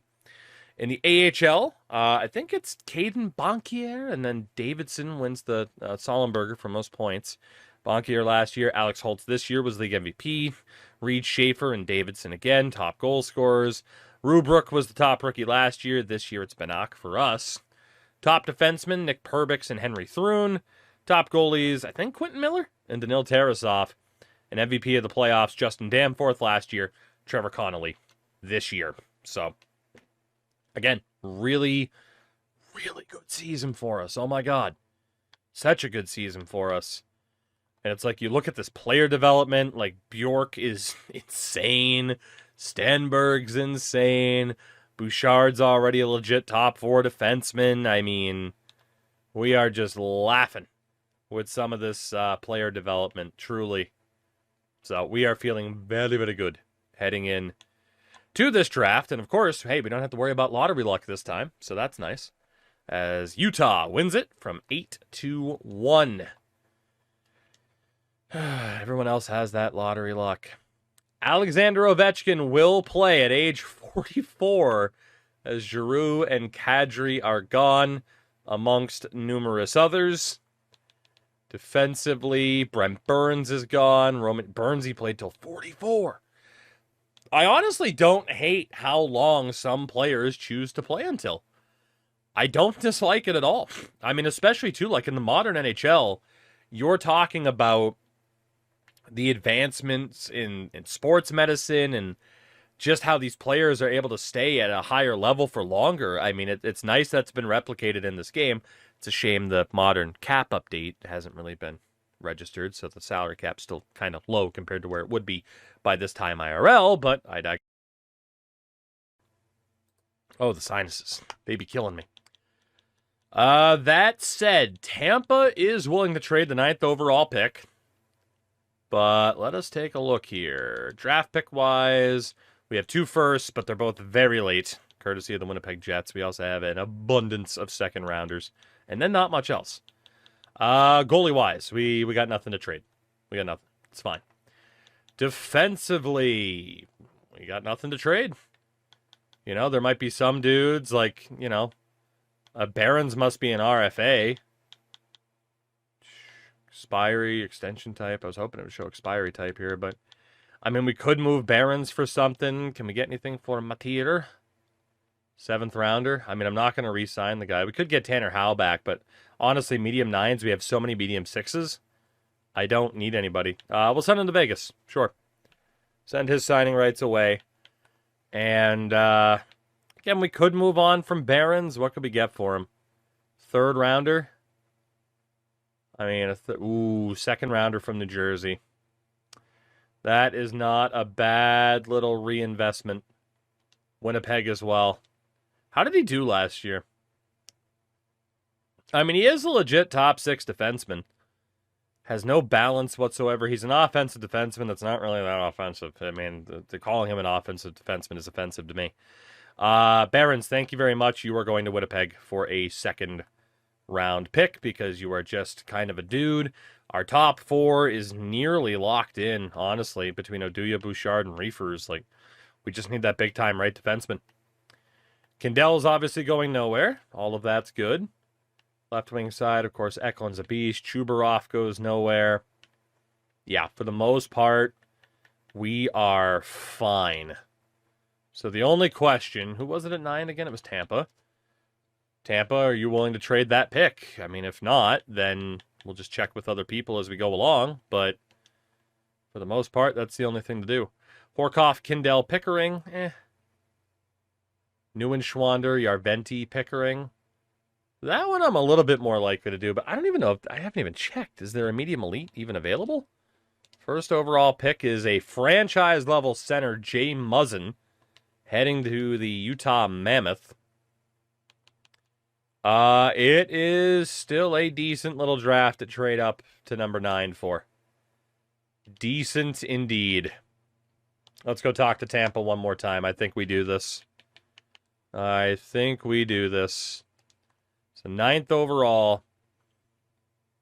Neuenschwander, it could be Benak, but Järventie and Pickering, I mean, they're 2 roster players, but again, we could get another game changer here.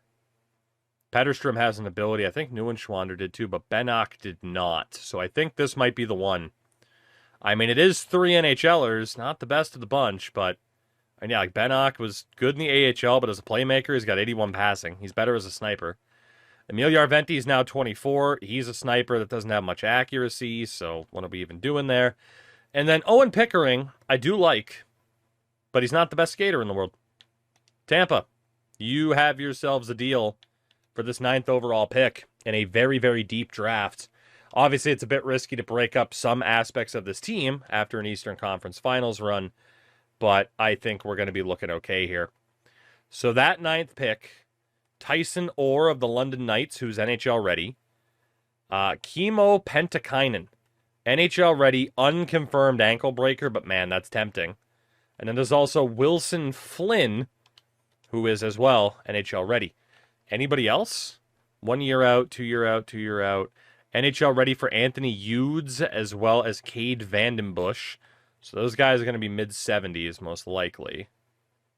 And then we have a couple of 1 years, but yeah, those are the next guys up. Okay. Is there another pick coming due that we could trade for? Not really, unless somebody screws up and we can go to Dallas. So we do need to take the best option here. Flynn, as far as we know, no abilities whatsoever, unconfirmed NHL ready. The other 2 are confirmed. Orr's skating looks terrible, while Pentakainen is a little bit more of a risk. I think we risk it, though, on Kimmo Pentakainen. It's a shame he's left wing only, but we'll deal with that. Woo!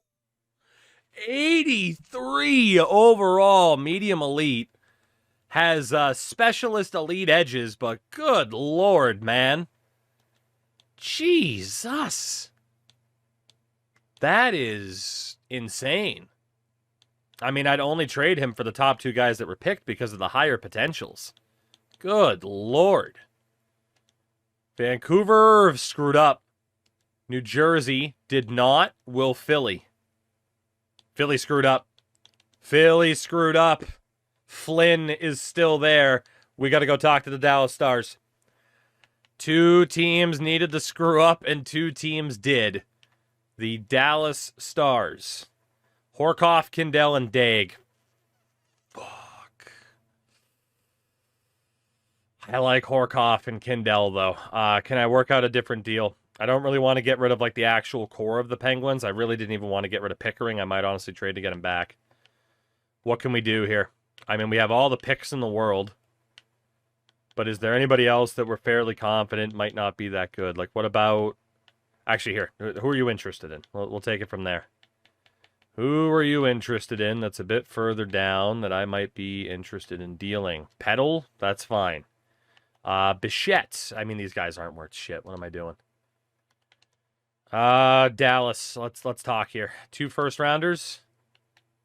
Where does that start us off? Okay. 2 first-rounders it is. I had a feeling that I could get a little bit more back, but I also didn't want them to hurry up and make the pick. That would have been a little bit disappointing had they beaten us to the punch. Back to Tampa really quickly, because I do want Pickering back.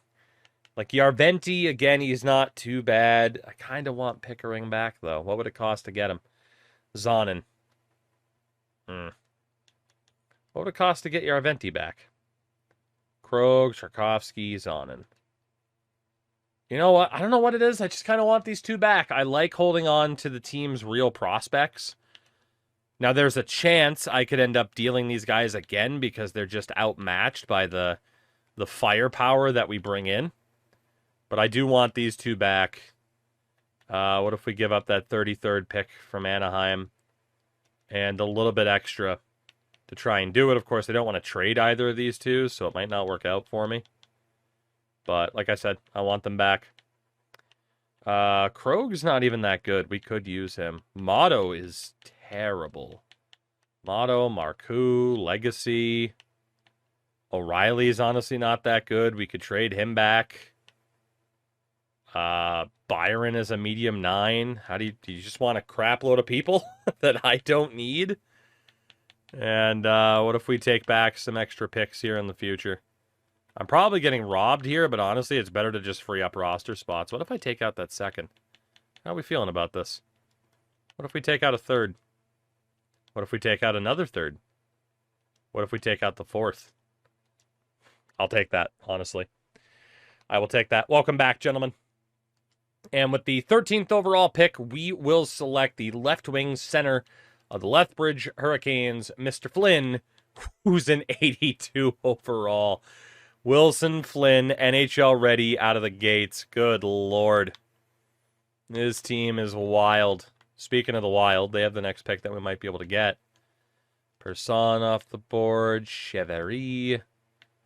Udes would have been decent. Vandenbush was one of the other guys that we liked. Minnesota, are you willing to talk? Like, just because we made the conference finals doesn't mean our approach of wheeling and dealing is going to stop. But I don't want to give up what's there for that pick. So, let me just double check. And we kind of did before. Actually, we kept that 2nd round pick, didn't we? Maybe? Yeah. Yeah, we got the 33rd pick. Let's see who's here. And we'll take it from there. I did see that medium 6 immediately. Who's NHL ready? Bernd Mueller. Holy God. Grantham also NHL ready? Dude, the draft class quality is diminished because of all the real players that are in this custom roster file. You wouldn't know it based on the quality of this draft. Like, oh my God. Do we have anybody else who's 1 year out? We got a couple of guys who are 2 years out, but no one that we absolutely have to trade for. Definitely some decent potentials, though. So we're obviously going to take Bernd Mueller here, another left wing, Iserlohn and Roosters. He's a 79. And while Buffalo does not want to trade that pick, I don't know if we're going to give them much of a choice. Järventie, Daeg in a 2nd. 2 seconds in Daeg. Brunicky a 2nd in Daeg. Toivonen and Järventie. Can I sub somebody out instead of Järventie who has equal value? Again, for the moment, I would really like to keep Emil Järventie. Pickering, Brunicky. I mean, Ferrelli's decent. Cristal. I mean, we could give up on Andrew Cristal. I mean, he's probably not going to make the team anyway. Will that go through? Got to use a little bit more. We got a bunch of scrub-a-dubs that I'm never going to sign. Will that push it through? No. Quite close to fair value, though. Really? That didn't push it through? You out of your mind? Okay, what about Brock Cripps? I mean, he's not bad for a medium 6. Okay, maybe not Brock Cripps.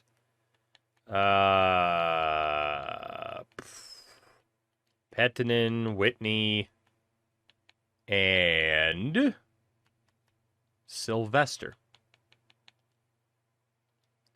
Take out Sylvester. We'll add another pick.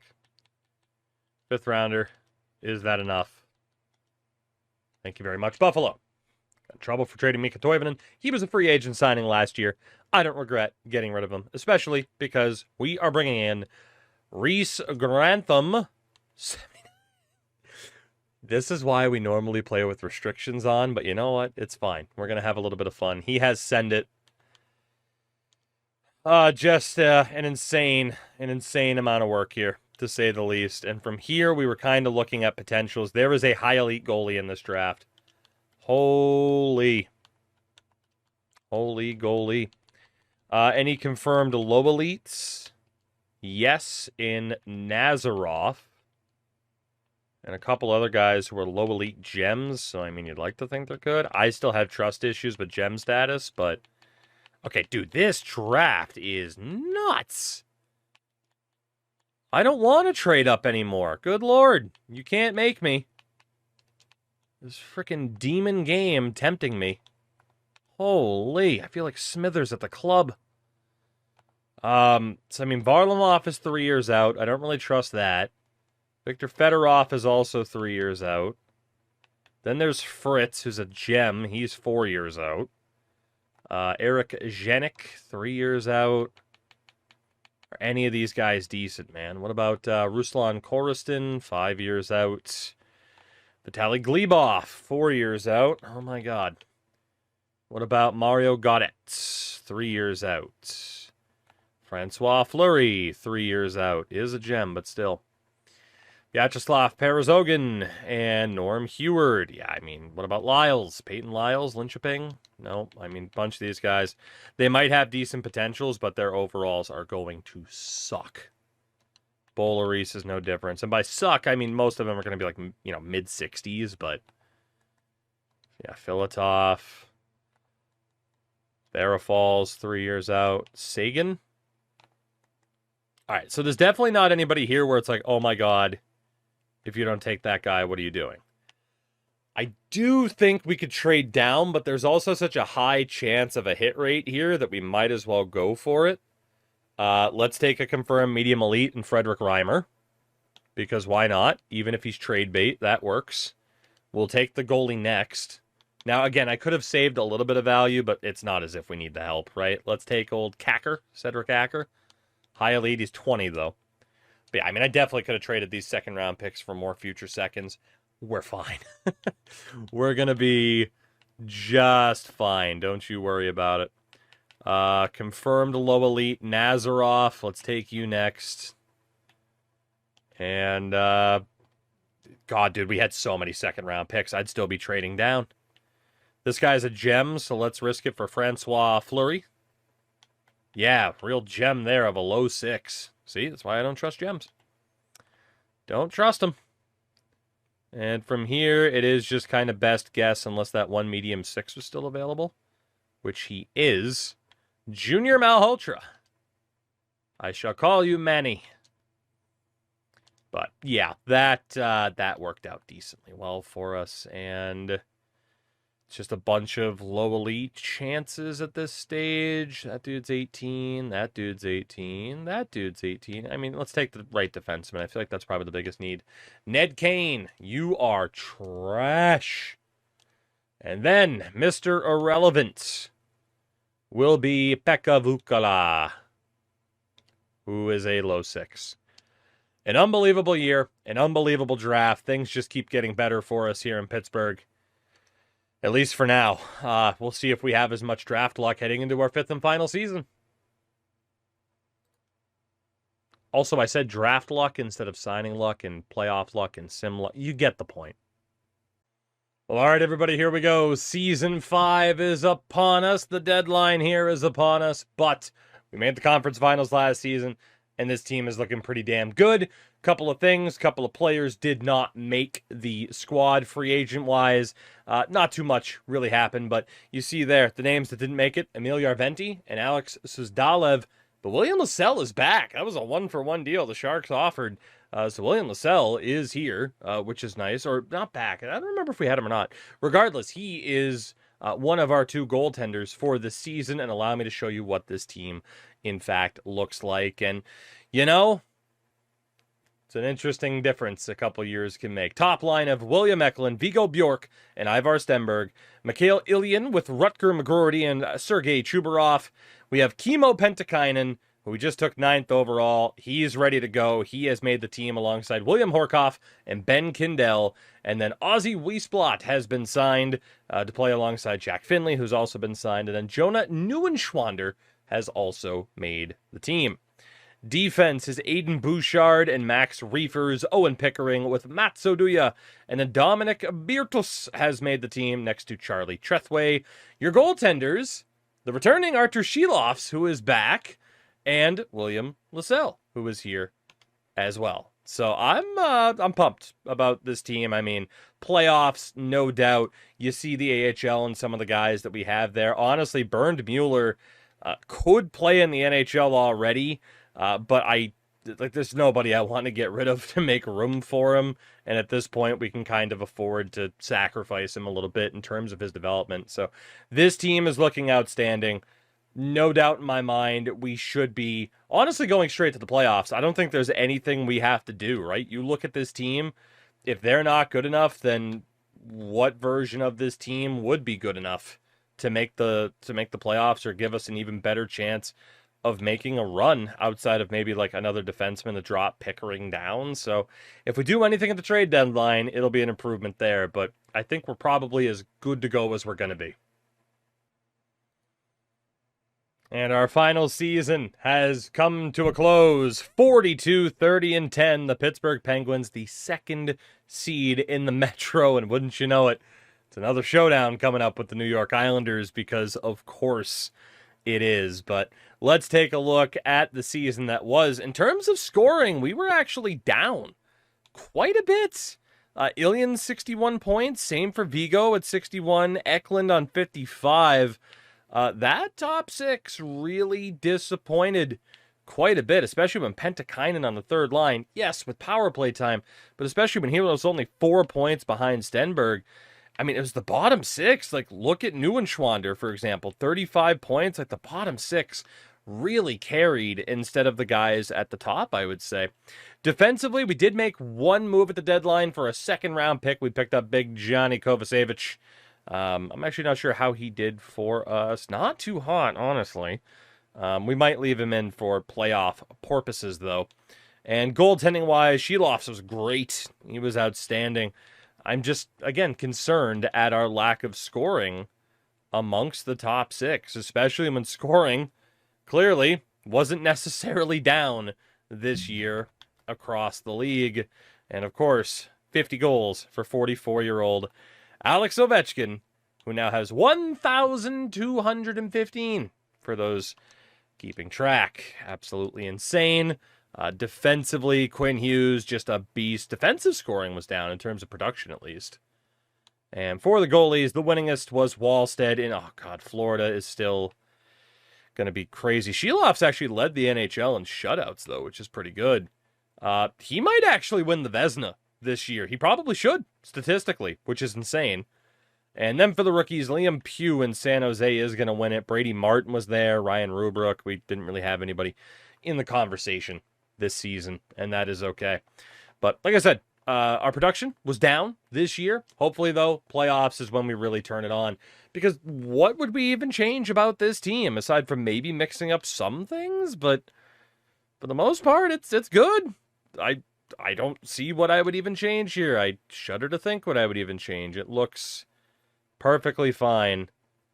And honestly, we're going to reunite Oduya and Pickering and put Kovacevic with Bertus for this postseason run. And obviously, Sheloff's is going to be our guy, although Lascelles is up to an 83. So shout out to the Sharks for giving me a freaking medium league goalie for not that much.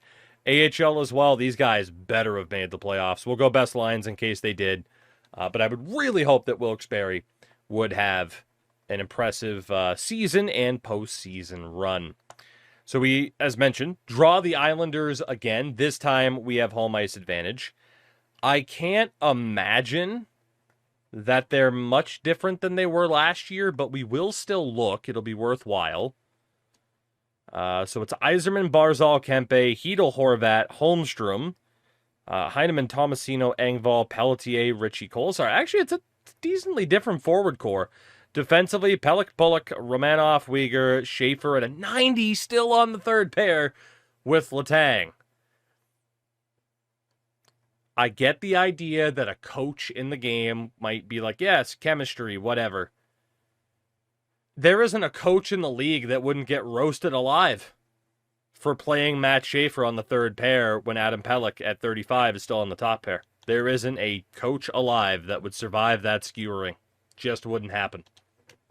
Let me know if you disagree, but maybe it'll benefit us here. Let's find out. Is there a run within these first 5 years of this rebuild, or will we have to leave this on a bit of a cliffhanger and maybe come back? As you know, I'd mentioned before previously in that Seattle run, could be possible. Pentikainen and Ilyan start us off strong. Horkoff adds another, and we take game one 5-1. Big game for Will Horkoff. Stenberg gets another goal there. And like I said, regular season numbers, who cares? We just needed to be good enough to make it into the postseason, and we did. Now it's about the production here in the postseason now that we are here. And 5 goals, 4 in our first game on a goalie. The caliber of Ilya Sorokin is fantastic. And look at that. Wilkes-Barre's also made the playoffs. It's a miracle.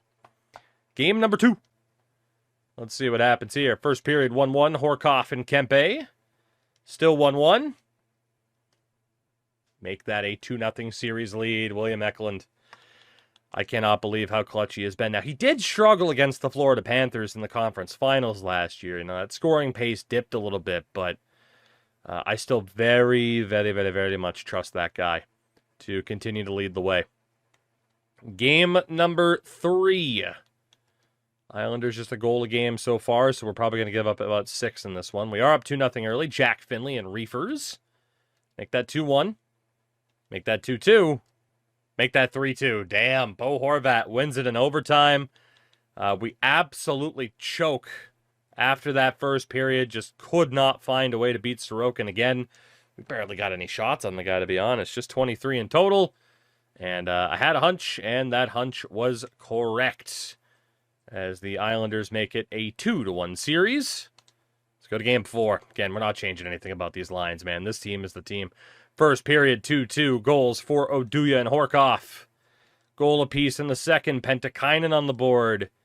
And we're going to overtime again. We're going to double overtime, and we win it this time. Owen Pickering, of all people, gets the winner. That's why we like to stick with the team's actual prospects as best we can, at least to where it makes sense. And shout out to one Owen Pickering, giving us a 3-1 series lead as we look to knock out the Islanders in the first round for the second year in a row. It is game number 5, back at home. First period is scoreless. Second period is not. 2-0 Islanders. And they survive with a 3-0 shutout win in game number 5. Boys just didn't show up. I mean, they kind of did. 31 shots on. Just no way to beat Sorokin. And he is certainly capable of just turning into a brick wall, Gretzky 98 style, pretty much whenever he wants. I mean, Sheloff's still been outstanding. It's game number 6. Will the Islanders get revenge in a game 7, or can we end it here? 1-1, Ilya in the goal. 2-2, Finley the goal. And the Pittsburgh Penguins, for the second year in a row, thank goodness, man, have eliminated the New York Islanders. 4-3 final score. Chubarov, Ilyan, great performance in that game 6. And we survive a little bit of a scare. Again, Islanders still a strong team, but I'd say it's a team that we probably should be able to beat, and we did, thankfully. Ilyan, look at Kendall, dude. Kid is a playoff performer. Good Lord. Horkoff, Eklund. Only the 1 goal for Eklund. Maybe not so clutch anymore. And then Artur Sheloff's, I mean, fantastic. And obviously that's the one thing the Penguins are really hoping for is that, well, maybe the Canucks backed themselves into a corner and had to make the wrong choice about what goaltender to keep long term. It is already confirmed who we will be playing in this next round. And that, of course, Wilkes-Barre's moving on as well. That is the 45-win Toronto Maple Leafs. Who, yeah, I mean, you know the big names that are still there. But this is the lineup. Matthew Knies, Austin Matthews, William Nylander. Good Lord. Nicola Waugh, Philip Kurashev, and Maximum Domi. John Tavares, Joe Veleno, and Jonathan Bergeron. Interesting. Luke Kunin, Easton Cowan, and Pontus Holmberg. Kunin, whatever it is. We'll go with Kunin. Defensively, Jeremy Lauzon and Brandon Carlo, the Bruins. Morgan Riley and Cam York. Ilya Lyubushkin and Kevin Ball. That is, between Lauzon and Ball, like, they have gotten a hell of a lot more physical. Jeez. Goaltenders, Lukas Dostal. So Dostal did get traded, and it was to Toronto. Good Lord, they have Matt Rempe as well. All right. I mean, they are definitely setting that up to be a team based on their head coach's style, to say the least. Game number 1 against the Leafs. Can we survive this physicality? We do score first with William Eklund. Easy for me to say. Toronto get 2 back, and the Leafs go on to win game 1. 3-1. Offensively, we just have that tendency, that trait to disappear at bad times. Like, we'll start off game, we're the Maple Leafs. Well, the inverted Maple Leafs. We'll start off games well and then die, as opposed to the Leafs for years who just don't show up at the start of games and have to dig themselves out of the mess that they made. First period of game 2, 2-1 Toronto. Shout out to Stenberg for getting a goal. Second period, 3-1 Toronto. And third period, 6-1 Leafs. As we completely waste home ice advantage. Outscored 9-2 over the first 2 games of this series. And yeah, something's got to change. We're just not quite clicking. We weren't quite clicking during the regular season either. Yeah, something's got to give here. And it's going to be a swap of Ilyan and Stenberg. And we're going to hope that can kind of get things going a little bit here. That is the hope. Top 6 needs to deliver. We're not, super top heavy. Like, we do have good depth. But, man, if that top 6 isn't delivering, we're not going to win. I mean, that goes pretty much for every team. First period of game 3, 2-0 Toronto. Both goals for Morgan Rielly. Make it 4-0 Leafs. 6-3 the final. We pushed back in the third, but it's too little too late.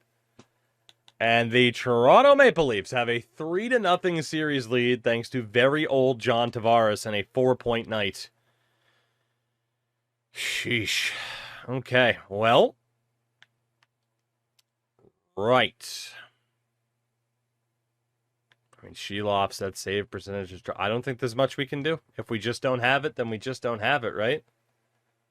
I mean, this is it, though, in theory, right? 5-year plan. It's not looking too good. I mean, we could take out Sheloff's. Like, I don't even necessarily blame him. Although he has been bad. Lascelles going to get the chance, for sure. And then defensively, top pairing has been okay. Second and third pairing has not. So we'll swap back Kovacevic. We'll put Oduya with Reefers just to mix up those defense pairings. And then, like I said, I don't think there's too much that we can really change, really. I mean, we could put Chuber off. You know what? Let's try something drastically different. Let's get Stenberg on the left. Drop Ilyan down. Let's go Eklund, Chuberov, Bjork, Stenberg, McGroarty, Ilyan. Just try it. Something different. Why not? Backs against the wall. Game number 4. Trying to keep our season alive. Trying to keep this challenge alive. Leafs up 2-0. Leafs up 3-0. A brutal return. The Pittsburgh Penguins get smacked in the mouth and swept by the Maple Leafs. Lukas Dostal, we just had no answer. And we backed the wrong horse in terms of acquiring a goaltender. There is no doubt that this team is in a better spot than where we found it. But clearly... we need some more developing of certain players, and I don't know, maybe William Eklund's not the guy, right? Like, that's the key, right? It's like, okay, we think we have the core. Oh, no, we don't? Okay, maybe these guys are the proper core. That is the spot where we have gotten this team, where clearly the talent is there. It's just now trying to get the pieces into the right place to where the game's like, you are the best team, you win the Stanley Cup. And that is the part of the game that might be the most annoying. It's really fun to take a team and build them back up, tear them down and build them back up, whatever it may be. Not so hot to just try whatever you can to get a team to win, and then they still don't win anyway.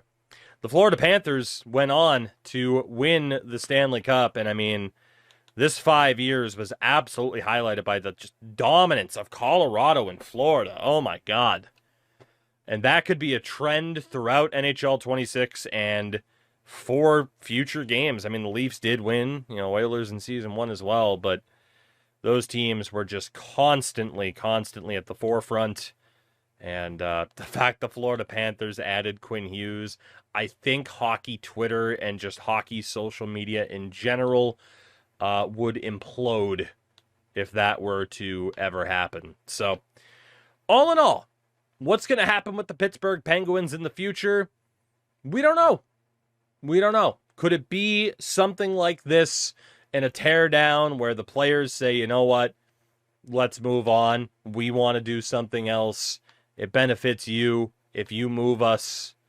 Will that happen? Will certain players say, nope, I'm not going anywhere, and if I do, I'm leaving as a free agent and choosing where I go. That's my right. I negotiated it.